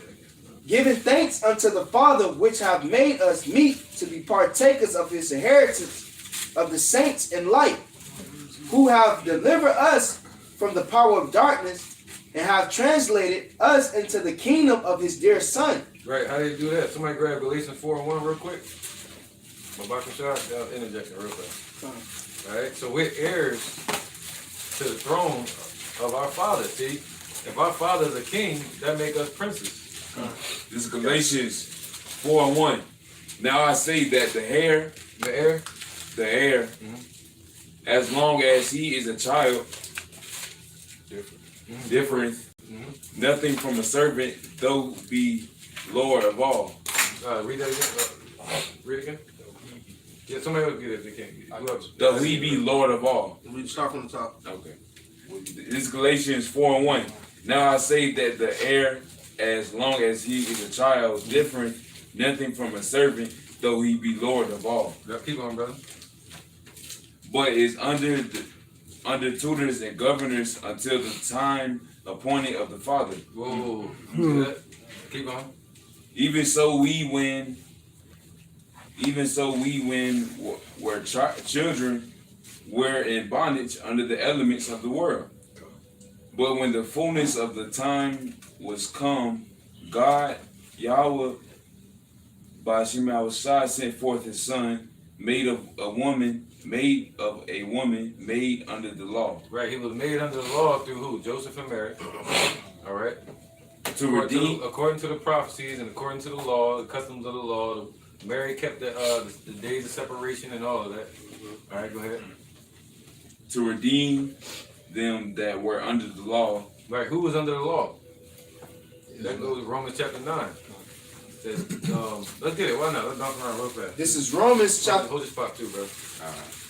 This is Romans chapter 9. I'm start at verse 1. I say the truth is in Yahushua, I lie not. My conscience also bearing me witness in the Holy Ghost that I have great heaviness and continual sorrow in my heart. For I wish that myself were accursed from Hamashiach, for my brethren, my kinsmen, according to the flesh, who are Israelites, to whom pertaineth the adoption and the glory, in the covenant, in the giving of the law, in the service of Yahweh, and the promise. Right, Psalms 147:19. Service. That's right, the service. So we the only ones that could minister unto him too. Right, and what did he say? He said, I chose through the foolishness of preaching to save them that believe. All right. 19. Yep. Psalms 147, verse 19. Yep. He showeth his word unto Jacob, his statutes and his judgments unto Israel. He have not dealt so with any nation, and as for his judgments, they have not known them. Praise ye the Lord. There you go, man. It's clear as day, right? That's clear. All right. So let's get back to who was reading the law. That was me. That was you, brother. Go ahead. This is Galatians 4, starting at Verse 5. yeah 5. To redeem them that were under the law, that we might receive the adoptions of sons. Keep going. So to be called back to being his sons again. Yasha Allah, he is a prince with God. You know, to be a prince, you have to be a son of a king. Go ahead. And because ye are sons, God hath sent forth the spirit of his sons into your hearts, crying, Abba, Father. Right. He's not gonna say, you know, what is the spirit of his? You gotta think about this. What is his son? If what is his child? You know, what would that look like? What would it be like? You know what I'm saying? So what he did was he created that example, Yahushua, and he set that example within us. All right, the first program, and he sent a program to the other program. All right. Just like it says, if you've seen the Son, you've seen the Father. And like my mom used to say this all the time, when I would do something in the ways that my father would do it, she'd say, "You are your father's son." You know. I was about to have you mess with the allergies stuff. Yeah. You don't want that right now. All this shit going on. Hey, where we at? Let's get Mark 14:27. Oh no, let's finish all these real quick. And also there's another one. Back in Colossians chapter 1, verse 13, who have delivered us from the power of darkness and have translated us into the kingdom of his dear Son, in whom we have redemption through his blood, even the forgiveness of sin, who is the image of the invisible power, the firstborn of every creature. For by him were all things created that are in heaven and that are in earth, visible and invisible, whether they be thrones of dominions or principalities or powers, all things were created by him and for him. Right, just like he created for the predator. You know, he said, my determination is to gather the nations. Yep, he created the wicked for the day of evil. And the determination to gather the nations. I got one really quick. Precepts. Yeah, go ahead, brother. After you. All right, it's Proverbs chapter 16, verse 4. It says, the Lord Yahweh Bashem Yahushua have made all things for himself, yea, even the wicked for the day of evil. So come on, man, just like the elder was speaking on, man. Hey, the Lord Yahweh Bashem Yahushua, as he equated it back to predator, man, how they was creating the humans for the prey. You know, just like with the Lord Yahweh Bashem Yahushua to this day. Wait ye upon me to rise up against the prey, man. Hey, because we're going to do it out of his nigga, man. You know, the ultimate predator, shit, we can't do nothing compared to what he's going to do. You know? Right, he said, he's the king of terror. You got to think about that now, the king of it. That's why the scriptures say, when he sent Yahweh Shai, he's showing about what? The king of kings, Lord of lords. All right. Appreciate it. This Numbers 24 and 18, just to land back the brother's scripture. And Edom shall be a possession, Seir also shall be a possession for his enemies. And Israel shall do valiantly. Out of Jacob shall come he that shall have dominion, and shall destroy him that remaineth of the city. You know, and that just sums up what the brothers just backed out. And him that go have dominion is Yahweh Shai. You know, and he's gonna he's gonna destroy him that remaineth of this city, man. This city that's built off of rape, robbery, and murder, robbery. All right, according to Habakkuk chapter 2. All right, this city has been built off of iniquity. Lies and oppression. And Esau gonna be a possession. Esau gonna be a possession, man, because he's the Lord enemy. Ultimately, it says his enemies. It's the Lord enemy first, so the Lord got dibs first, man. And around that time, Edom was ruling as the Romans, and they persecuted. They went on with the crucifixion of our Lord. So, you know, it's all set up that, you know, at the end of the day, the Lord is going to destroy the nation of Edom. Romans he said, 11. Go ahead, brother. He said he hated Esau, but he loved Jacob. Let's get it. Romans 11. Right after this. You see. 11. Let's see who the prey is first. What it say? No, it might be 9. This is Romans chapter 9. I'm going to start at verse 11. For the children being not yet born, neither have done any good or evil, that the purpose of Yahweh according to election might stand, not of works, but of him that calleth. No, so it was not of works, but of him that calleth. That's what you was just saying. But he made Esau, but he also allowed us to be wicked as well, just to show it. It's not about y'all. It's about his enemies. You know, it's about his will. Okay, go ahead. It was said unto her, the elder shall serve the younger. As it is written, Jacob have I loved, but Esau have I hated. What shall we say then? Is there unrighteousness with Yahweh? For Yahweh forbid. For he said unto Moses, I will have mercy on whom I will have mercy, and I will have compassion on whom I will have compassion. That's it, man. That's how it goes. He created Esau for the evil day. And let's see.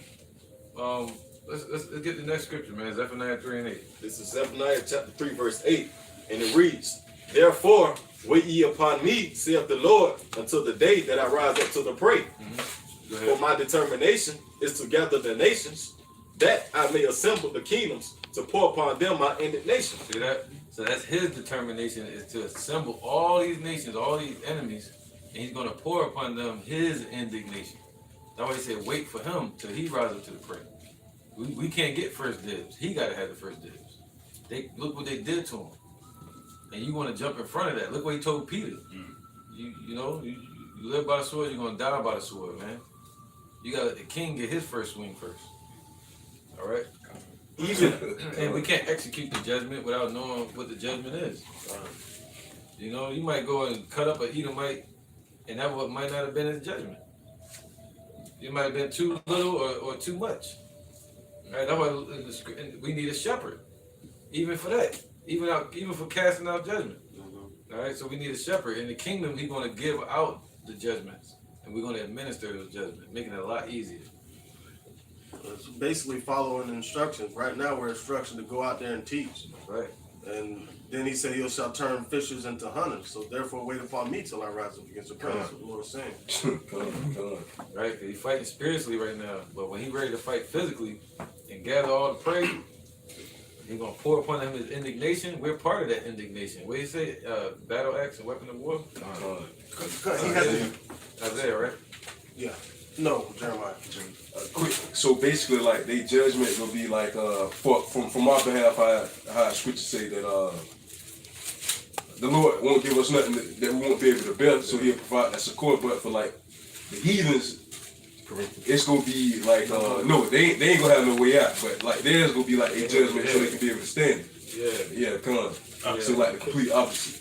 Yep. Come on, okay. And going back to that level of judgment. Yeah, something. Yeah, he put them in that perfect Rocky spirit. Their resistance is going to be what? It's going to be called pride. So that's their resistance. You know, the Lord gonna keep that Rocky spirit on them. You know, a great white hope. They can take a lot of ass whooping, and the next day it's still gonna be prideful in that Trump spirit. It's gonna make you want to beat the hell out of them. Quick point on that. Wait ye upon me till I rise up against the prey. Like what commander or what king will send you on a mission without being properly equipped? So if we try to rise up against Esau now, physically, we're not equipped for that. He's going to give us our proper equipment when he gives us spiritual powers and a new body. So right now, this is our instructions and our equipment to use with this part of the battle. So when we transition to the next part, he will give us our equipment needed for that battle. That's right. Hey, let's get through these last few scriptures, though. Anybody holding anything? I got battle axe. Let's get that battle axe. Yeah, I got this battle axe. Let's run it. All right. This is Jeremiah chapter 51, verse 20. Thou art my battle axe and weapon of war, weapons of war. For with thee will I break in pieces the nations. What did he say? He said he want to pour upon the nations his indignation. Mm-hmm. We part of that. For with thee will I... Fierce anger. He said what? We're not going to do it according to our anger. We're going to do it according to his anger. And that anger is fierce. I got another preacher. Yep, keep going. We ready to the death. For with thee will I break in pieces the nation, and with thee will I destroy kingdoms. Wow, man. So it's right there. All right, he's going to destroy his enemies using the men of the Lord in the kingdom. All right. Besides all the destruction he's bringing through the spirit right now, through the prophecies. All right, go ahead, brother. All right, this is Isaiah chapter 41. I'm going to start at verse 14. Fear not, thou worm Jacob, and ye men of Israel, I will help thee, saith Yahweh, and thou redeemer, the Holy One of Israel. Behold, I will make thee a new sharp threshing instrument, having teeth. Thou shalt thresh the mountains. The mountains are the governments. And beat them small, and shall make the hills as chaff. Right, the hills represent the people, the nations. All right. Any more precepts? Anybody home? By us, I got one of Psalms about us judging. You know, go ahead, see what's up. This is Psalms chapter 149. The Passover about to kick in, y'all. Okay, hurry up. Verse 5. Let the saints be joyful and glory. Let them sing aloud upon their beds.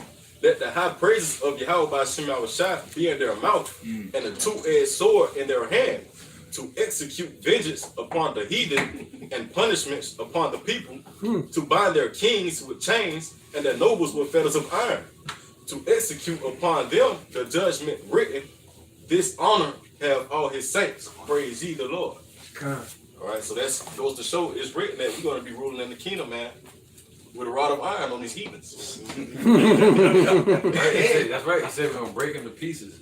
They had whips, we're going to have rods of iron. Heavy ass golden rods. Who knows? But titanium or some shit. Something that a human can't lift. But your head going to be able to take the pressure. You're going to need a crane to come pick that damn rod up. I go take the earth. You said, right. How many lumps do you want?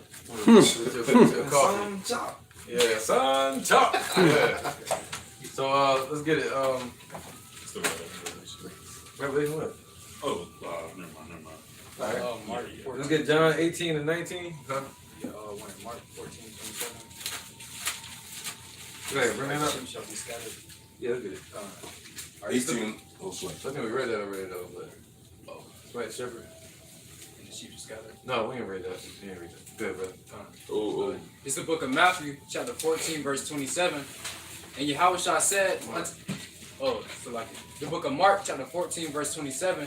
And Yahushua said unto them, all ye shall be offended because of me this night, for it is written, I will smite the shepherd, and all the sheep shall be scattered.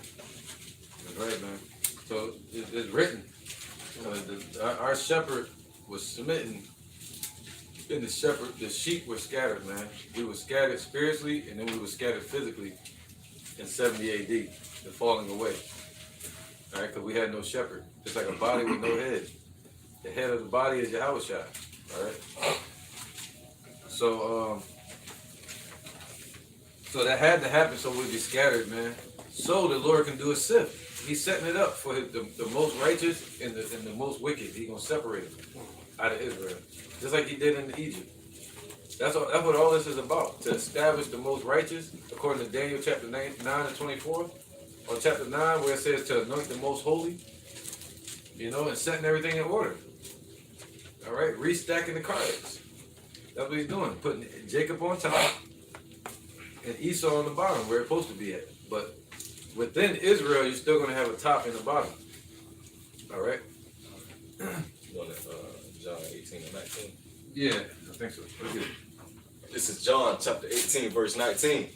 The high priest then asked Yahushua of his disciples and of his doctrine. Yahushua answered him, I spake openly to the world.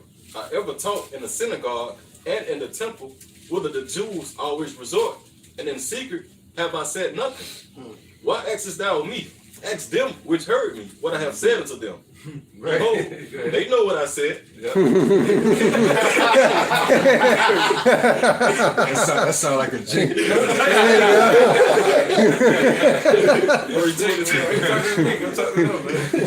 And when he had this spoken, one of the officers which stood by struck Yahushua with the palm of his hand, saying, answer thou the high priest so?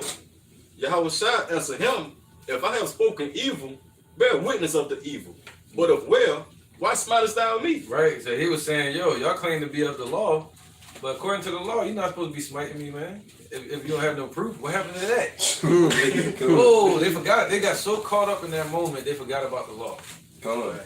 And he was telling them, it was another point. Can you read that part one more time? The last part you just read? Why askest thou me? Right. Keep going. Oh, you ask them which heard me what I have said unto them. Behold, they know what I said. And when he had this spoken, one of the officers which stood by struck Yahushua with the palm of his hand. Answered thou the high priest so? Right. See, right there. See, they were talking to him like he was a commoner. They're like, yo, who are you? He's the priest, But the high priest was so stuck in their mood. I'm the high priest. It's a question mark right now. Yeah, see that? I'm talking to. I've been to the whole. I'm from the old school. One West. See that? Old Testament Israelites. Old Testament Israelites. What's his name? Yashawan, and the new guy from back in the day, Yeshaya. Yeah. He popping back up on Sinetta TV. Who gives a fuck? Who cares? What have you been doing this whole time? You going off that name Yeshaya because you go back to that school, claiming some type of status. When Yahushua, he don't care about statuses. He don't care about none of that. He just came and say he didn't choose none of us because we were smart, or because we were strong, or rich, or poor, or had some type of status. He chose us because he chose us. That's it. All right. He chose us because we were nothing. He chose the weak things of the earth, the meek things of the world, to confound the wise, the strong. Go ahead, brother. Now Annas has, verse 24, now Annas has sent him bound unto Capias, the high priest. And Simon Peter stood and warned himself. They said therefore to him, art not thou also one of his disciples? He denied it and said, I am not. I am one of the servants of the high priest, being his kinsman, whose ear Peter cut off, saith, did not I see in the garden with him? Right, that's how you know that the soldier that smote off the other soldier's ear, that was Peter that did it. All right, and where you at? Verse 26. Okay, yeah, this point right here, I just want to make this point. It was a part when Yahweh Shai, when he showed himself as the gardener, and then he showed himself by the fire. He was cooking fish for them on the sea, on the shore. And right there, he said, Peter, do you love me? He said, yes, I love you. All right, feed my sheep. Yeah. He did it 3 times. You see that? So people hold that against Peter. But Peter, he said what? The creature falls him into vanity, not willing. Yeah, Romans 8:20. Kind of like he told that he was going to deny him twice, 3 times. That's Peter. That's right. See? And why was that? Because nobody, what did Paul say? He said, I could wish that I would curse, that I could go through it. But Yahweh Shai was like, no, we can't take part in that. It was his glory, his honor. Now, read that part. What did it say? Yeah, read it again. He cut off his ear. Right, when he forgave him. Right? So it was set up because Yahweh Shai said, besides the son of perdition, I've lost none. He didn't want to lose Peter or anybody. All right, so when the Roman soldiers came and got him, he said, yo, chill. Because they would have killed Peter. And he knew that Peter was going to deny him right there. And he set it up when he came back to forgive him for that. You know, he denied him twice, he forgave him 3 times. He denied him 3 times, and he forgave him 3 times. You see that? So keep going. So Peter good. Peter good, man. Yahweh Shai came back and forgave him 3 times, man. Verse 27. All right. Peter then denied again, and immediately the cock crew. Right. Then led they. That let you know it was in the morning. All right. Then led they Yahweh Shai from Capias unto the hall of judgment. See, remember we read that in the 9th hour? I mean, the 3rd hour? Just let you know it's in the daytime. So they led him, this is where they were beating him at. This that hall that they were beating him up in. When they dressed him with the clothes and all that. And put the spikes on his head. That's this right here again, just from a different angle. All right? Go ahead, looking at it from Peter's angle now. And it was early, and they themselves went not into the judgment hall, lest they should be defiled, or that they might eat the Passover.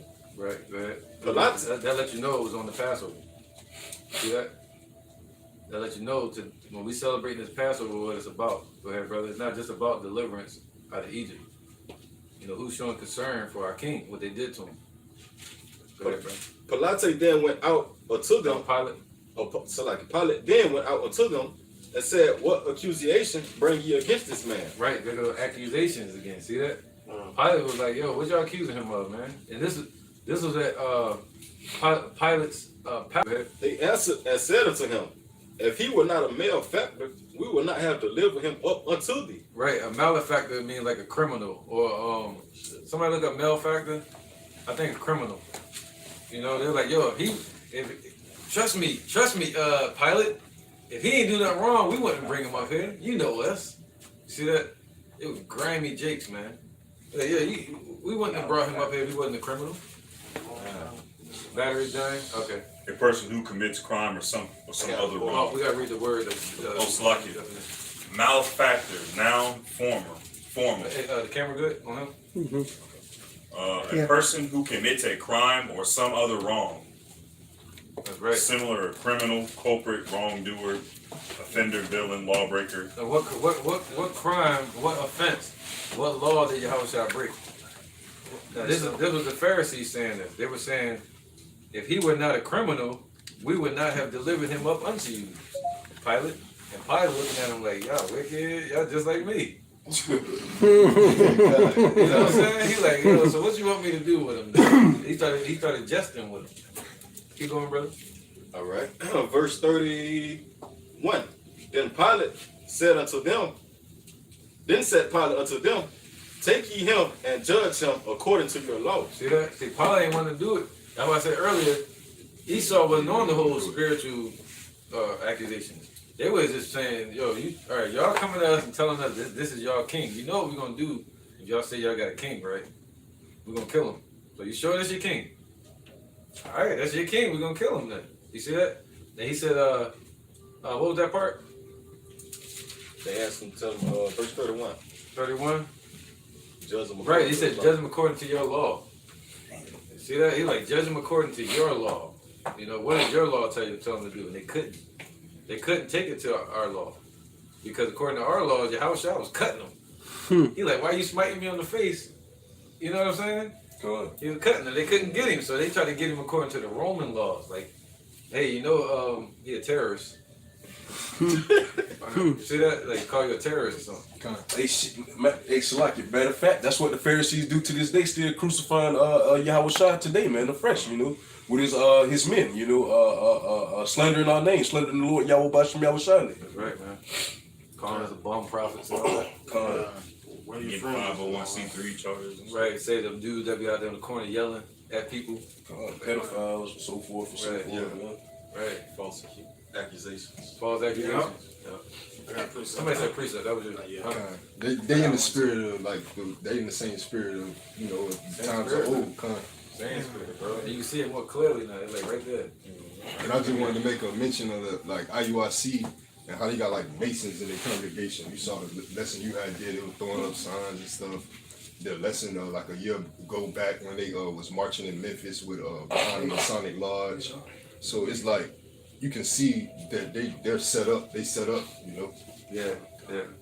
They fully the Pharisees. Anybody tell me different, man? This is Jeremiah chapter 5, verse. And there's a lot of them. There's a lot of them. You know, they're dumb. Go ahead, brother. This is Jeremiah 5:26. For among my people are found wicked men. They lay wait as he that setteth snares. They set a trap. They catch men. And so basically, that's what they were trying to do with Yahushua when they were bringing him to Pilate, man. So they knew they couldn't get him according to the law. So then what did they say next? Like, no, he's revolting saying he's the king. He's trying to revolt over you. We doing you a favor, man. So that was a trap that they were trying to lay. But Yahushua kept his mouth closed, man. Because they knew he knew it had to be done. It was done according to prophecy, so he knew what time it was. He was just like, go ahead and do what you do. Right. Hey, check this out. Romans 3 and 9. It says, what then? Are we better than they? No, in no wise. For we have before proved, both Jews and Gentiles, that they are all under sin. Right? As it is written, there is none righteous, no, not one.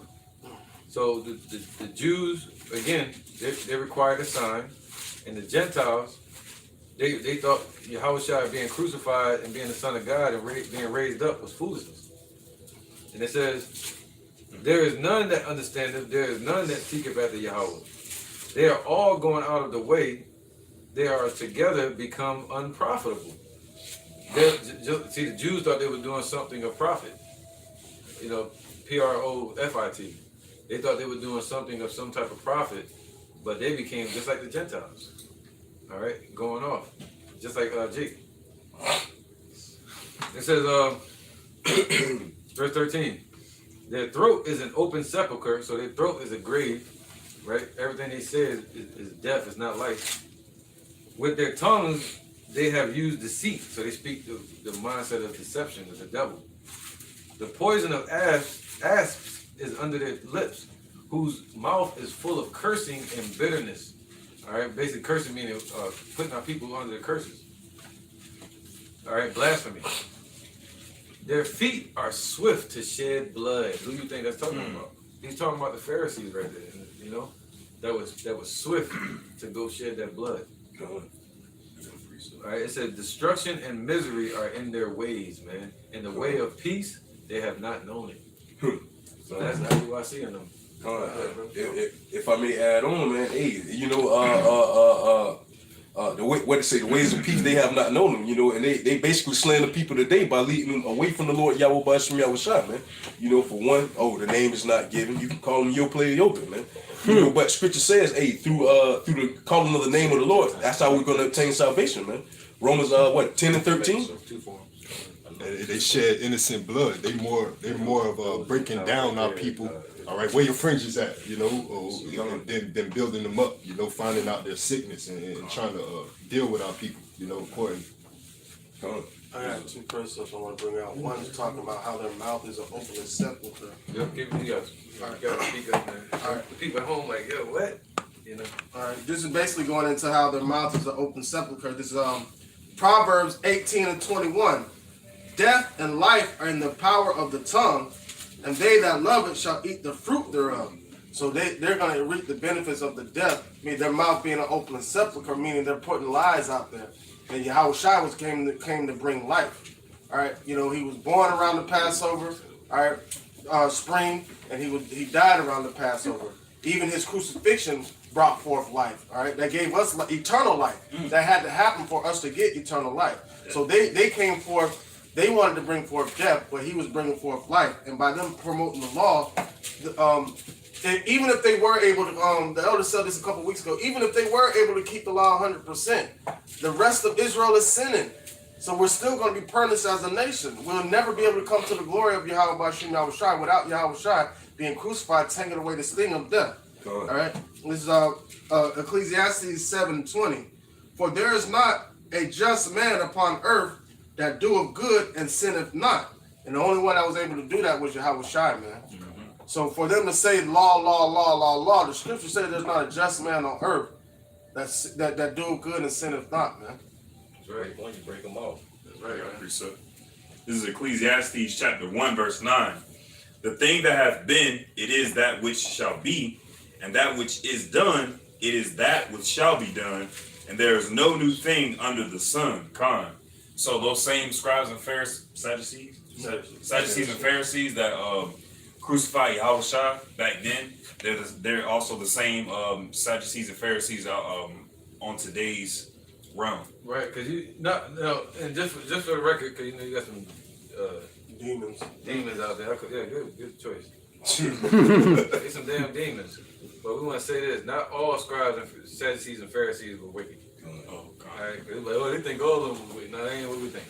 Because Paul said he was a Pharisee of the Pharisees, meaning he knew the law 100%. Right, man.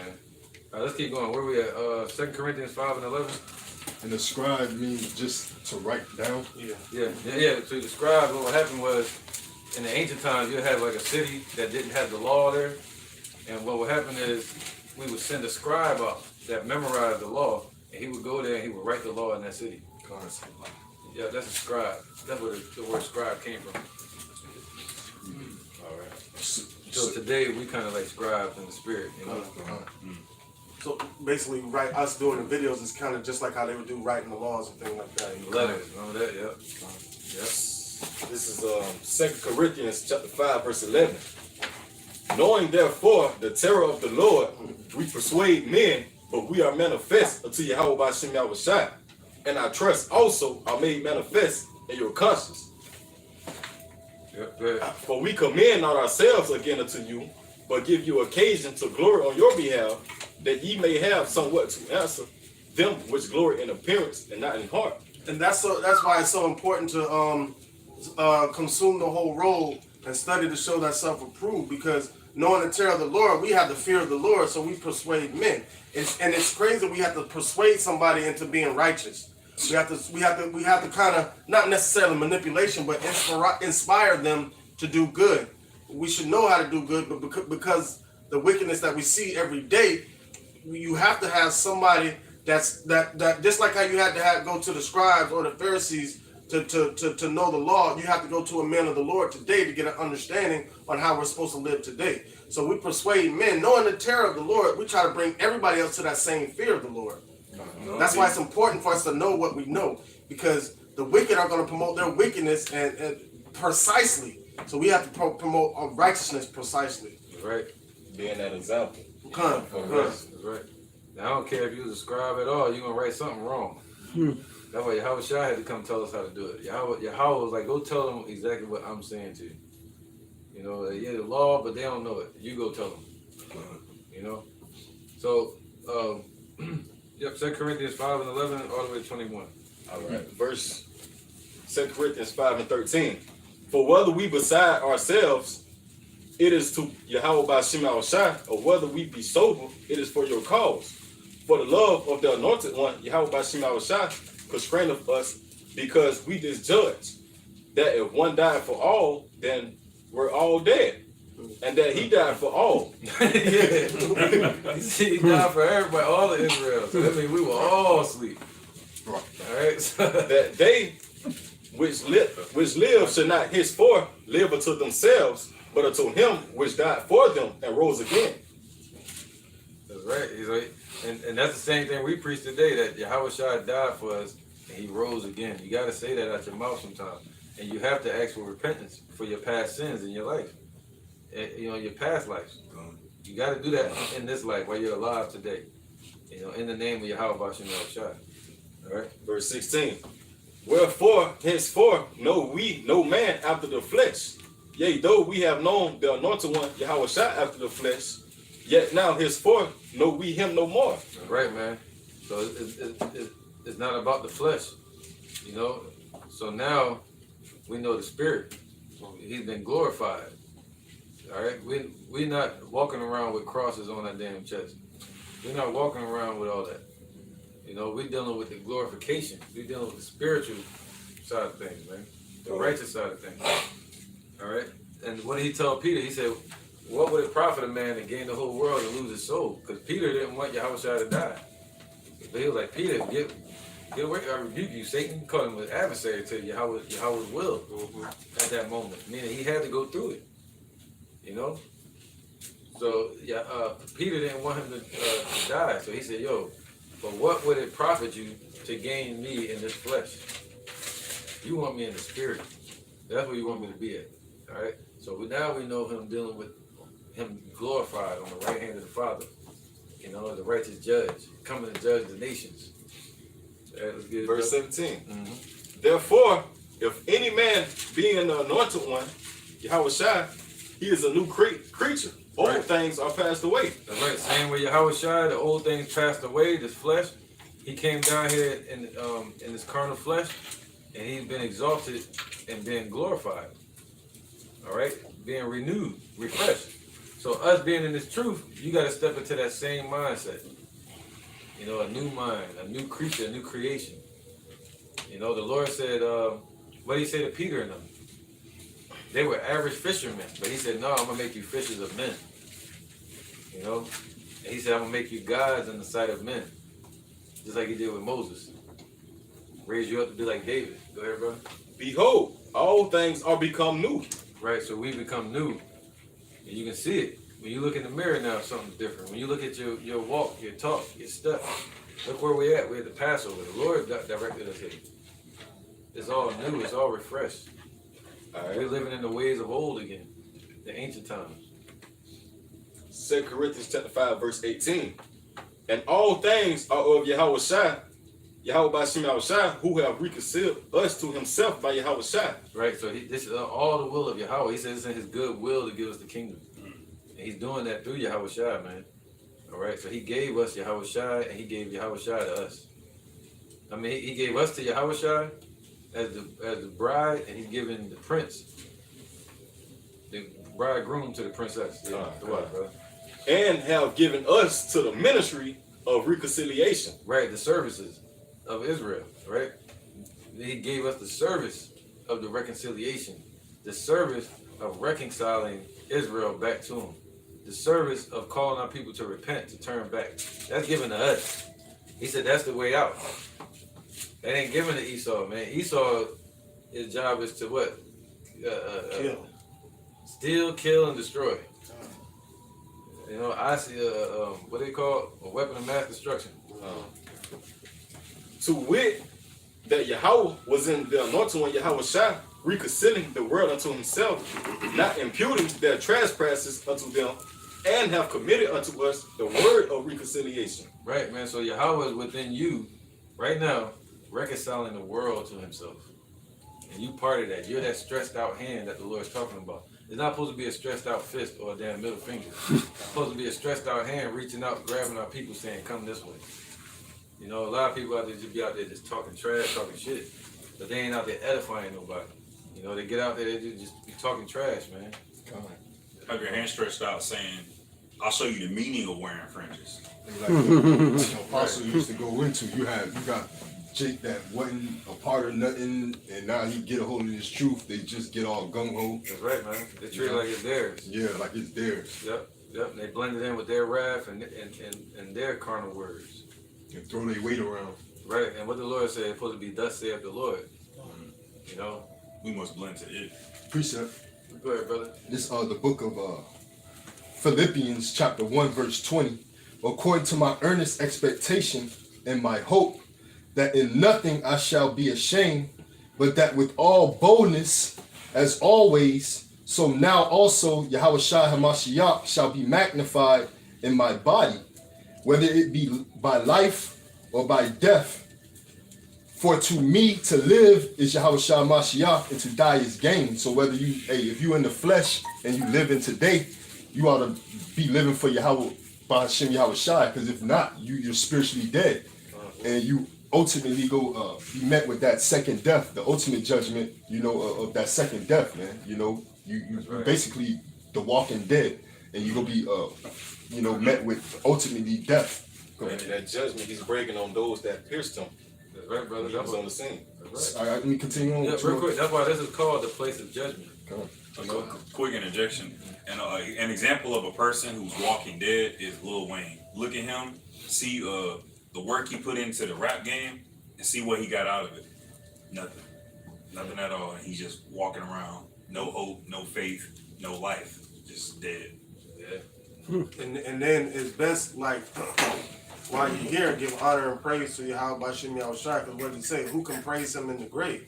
That's twofold. Whether you're physically dead or you're spiritually dead, because you're not going to praise him if you don't understand who he is. In this verse 22, but if I live in the flesh, this is the fruit of my labor. Yet what I shall choose, I wot not. Right, because we do the will of Yahweh Bashim Yahushua, Proverbs 20 and 24, man's goings are of the Lord, so it's not about our own will and to be self-will. All right, we ought to put ourselves aside and put Yahushua first. Yeah, I'm gonna read this real quick. It's like a twofold scripture. It's really talking about physical death, but since you said Lil Wayne, this is Rock 10 and 11.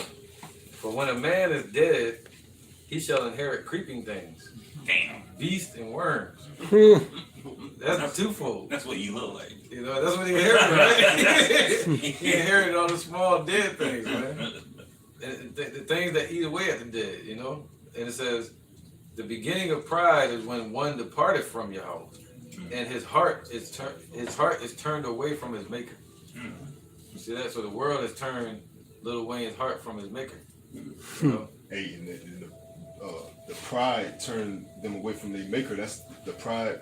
When Jake get a hold of the doctrine, they take it and run with it. And they be built up and they be full of pride, like IUIC and ISUPK. But if Paul said, knowledge puffeth up, but charity edified. Yeah. You got to be quite prideful to say, I'm second in command under Yahushua. You. Who said that though? Yeah, we clear up here. What's General Yohanan? Yeah. We ain't gonna leave y'all in the dark at all. Yeah. Fat boy, he ain't been on the scene lately. Who's Fat boy? General Yohanan. Oh, General Yohanan. Yep. That's great, man. Old motherfucker. Hey, let's keep going with the spirit though. Back in Corinthians. Let's keep going with Corinthians. This is 2 Corinthians chapter 5, verse 20. Okay, we're doing 21, I think, right? Right. Now then, we are ambassadors for the anointed one, Yahushua. Ooh, so you're ambassador now. That's important, man. We're ambassadors because the spirit of Yahweh is in you, reaching out to his children, bringing them back to him. Reaching. That's right, bro. Go ahead, Al. As though Yahweh did beseech you by us, we pray you in Yahushua's stead, be ye reconciled to Yahweh by Shem Yahushua. Right, that's what we got. We praying that our people in Yahushua's stead, we're here in his stead, in his place. For if not my bad, if he was here, he would be out here doing what we're doing. But he's gone in the flesh, so we're here representing him in his stead, man. That's important. And that's some big shoes to fill. Go ahead, brother. Verse 21. For he hath made him to be sin for us, who knew no sin, that we might be made the righteousness of Yahweh by Shem Yahushua in him. That's right. So we're made righteous only in Yahushua, not because you got fringes. And you know, and that's just straight up, man. We got a charter jet. I have a quick injection. Let's hit the injections and we'll wrap it up. This is I'll Roman. do 20 later. See like it. Yeah, I was reading it as Go ahead, bro. This is Romans 6:5-6. For if we have been planted together in the likeness of his death, we should be also in the likeness of his resurrection.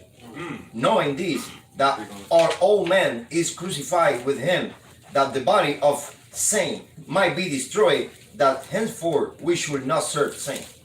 All right, so basically, you're taking away the live according to the spirit, man. Don't live according to the flesh. So as he died and he took away the curse of sin, all right, bringing us back to the Father, we live according to the Spirit, and that's what's going to guide us to righteousness. So and the glory of His resurrection, we shall reap the same. All right, when we get our new bodies, and we won't have to sin anymore. But what do? It becomes the laws become a lifestyle unto to the righteous, and because we understand that we're sinners, so we repent daily. And be thankful that we had Yahushua stuff that do. Yahushua was called to do what he did, and he fulfilled all things within his crucifixion. If somebody get 1 Peter 3, this joint just jumped out at me. 1 Peter 3 and 20. 3 and 20. We're gonna read 22. We're gonna wrap it up on that, unless somebody got any precepts. This is 1 Peter chapter 3, verse 20. It says, which sometime were disobedient. 1 Peter 3 and 20? 1 Peter 3 and 20, Con. Oh, so go ahead. All right. Which sometime were disobedient. 18. Verse 18. 1 Peter chapter 3, verse 18. For Mashiach also hath once suffered for sins, the just for the unjust, that he might bring us to Yahweh, being put to death in the flesh, but quickened by the Spirit. And that's basically what y'all were always bringing out. Putting off that old man.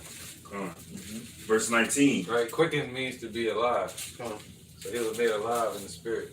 Right, brought to life. Verse 19. Brought back to life. No, you good, man. By which also he went and preached unto the spirits in prison. Right, they ain't talking about under the ground. They're talking about right here on the earth. Right? We were in prison, meaning what? Chains of darkness. Right, in sin. Yeah. Verse 20. Which sometime were disobedient, when once the long suffering of Yahweh waited in the days of Noah, while the ark was a preparing, wherein few, that is, 8 souls were saved by water. Right, so now today the ark is being prepared. All right, and the Lord is closing up the breaches thereof, closing up all the nooks and crannies so nobody can get in, like the flood from outside, right? So nothing can get in. He's closing up all the breaches. All right, that nothing can get in that's not supposed to, and He's gonna seal the door like He did with Noah. All right, and what does the word Noah mean? It means rest.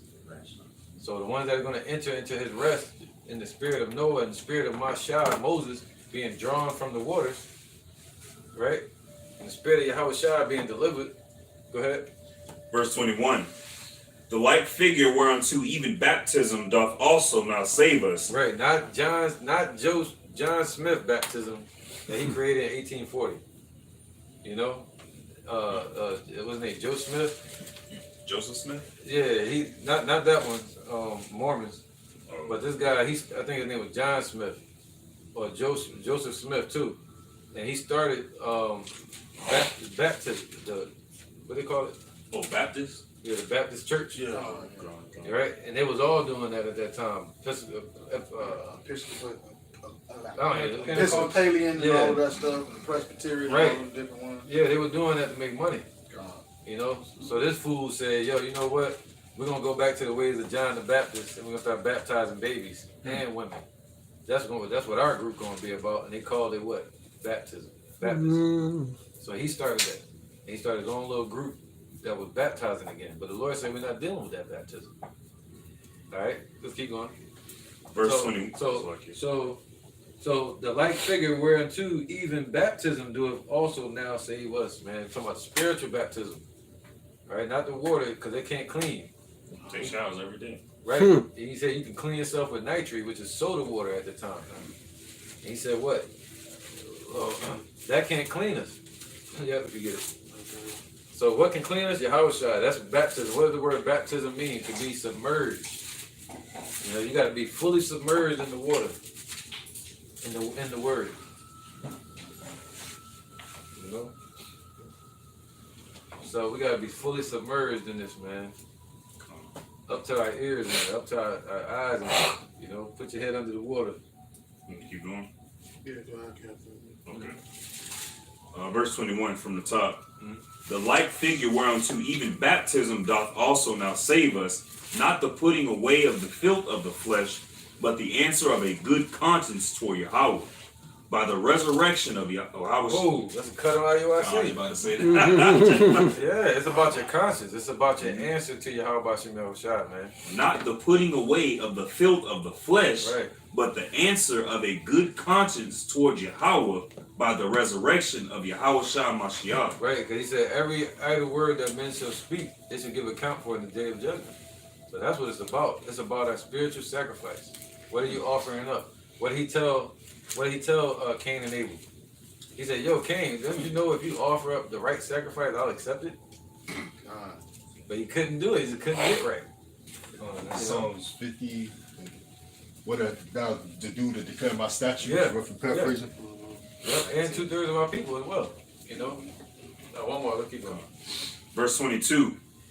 Who is gone into heaven? So Yahweh Shai is going into heaven. Proverbs 30 and 4. Go ahead. And is on the right hand of Yahweh. So he's on the right hand of the Father now, man, waiting. You know? And he's ruling from the throne in heaven, man. Looking down at the earth. That's right. That's right, bro. Oh, you got precept? Oh, no, it's covered. All right. Funny, man. Go ahead. Angels and authorities and powers being made subject unto him. Right. So that's happening in the heavens, man. Angels and authorities, Satan, the devil, spiritual demon Satan, the demons, everything. And the earth and Esau, everything is being put under him now. You know, but he said what? But now we see not all things put under him.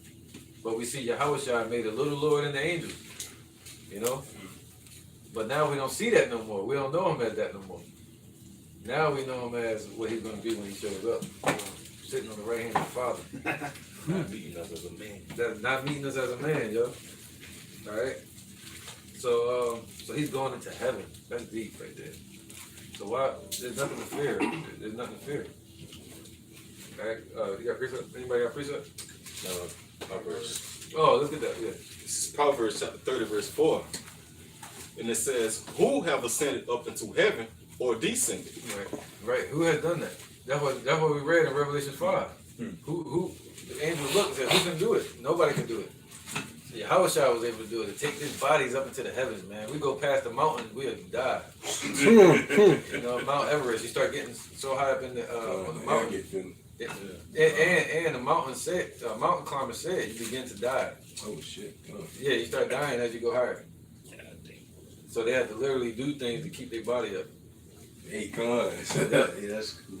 Yep, so we wouldn't make it going, so Yahweh Shai was able to be taken up in the chariot and out to the heavens and in the presence of the Father and take the book out of his hand. Go ahead, brother. That's fast. Esau still trying to get to the moon and shit. yeah, that's right. That's right. Who have ascended up into heaven or descended? Who have gathered the wind in his fist? Who have bound the waters in a garment? Who have established all the ends of the earth? What is his name and what is his son's name, if thou can tell? Yeah, that's crazy. It goes back to the first scripture we brought out again. He said he created the heavens and the earth as sackcloth and created the night as sackcloth and then the sky and all that. So we back at that again. What's his name? His name is Yahweh Shai. And that's who we honoring tonight on this Passover, man. You know? Anybody got any more precepts? Baptism. I want to wrap it up. I got one. Yeah, we really need to wrap it up, yo. Just these two, and that's it. This is Ephesians chapter 5, verse 26. That he might sanctify and cleanse it with the washing of the water by the word. And that's the true definition of baptism, by being baptized and sanctified with the word. All the good precepts come out. You never know what it's going to say. This is Luke chapter 10, verse 22. It says, all things are delivered to me of my Father, and no man knoweth who the Son is but the Father, and who the Father is but the Son, and he to whom the Son will reveal him. So, just going back to the scripture, Proverbs 30:4, man. What is his name, and what is his son's name? If thou canst tell, man. So, hey, I let you know that the name of the Lord is given and differentiates the ones that know and the ones that don't know the name of the Lord.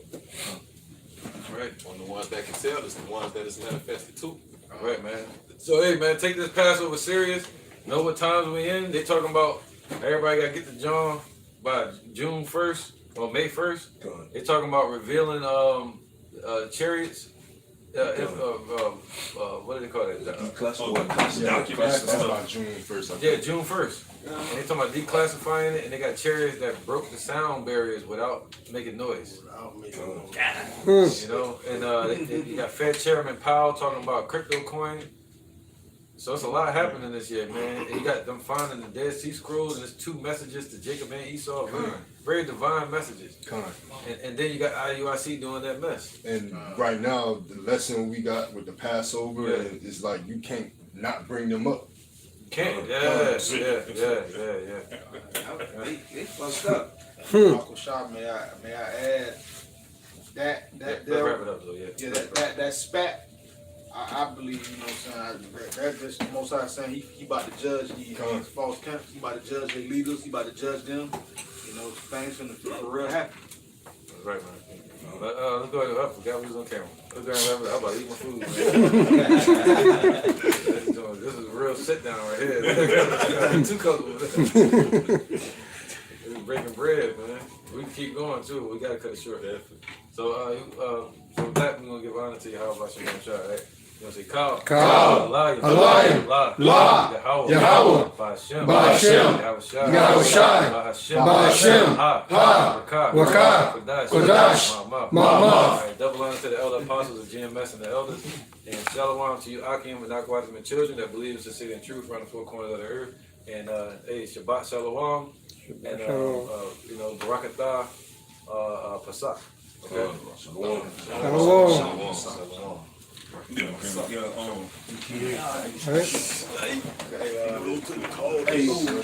y'all, hey. Yes, sir.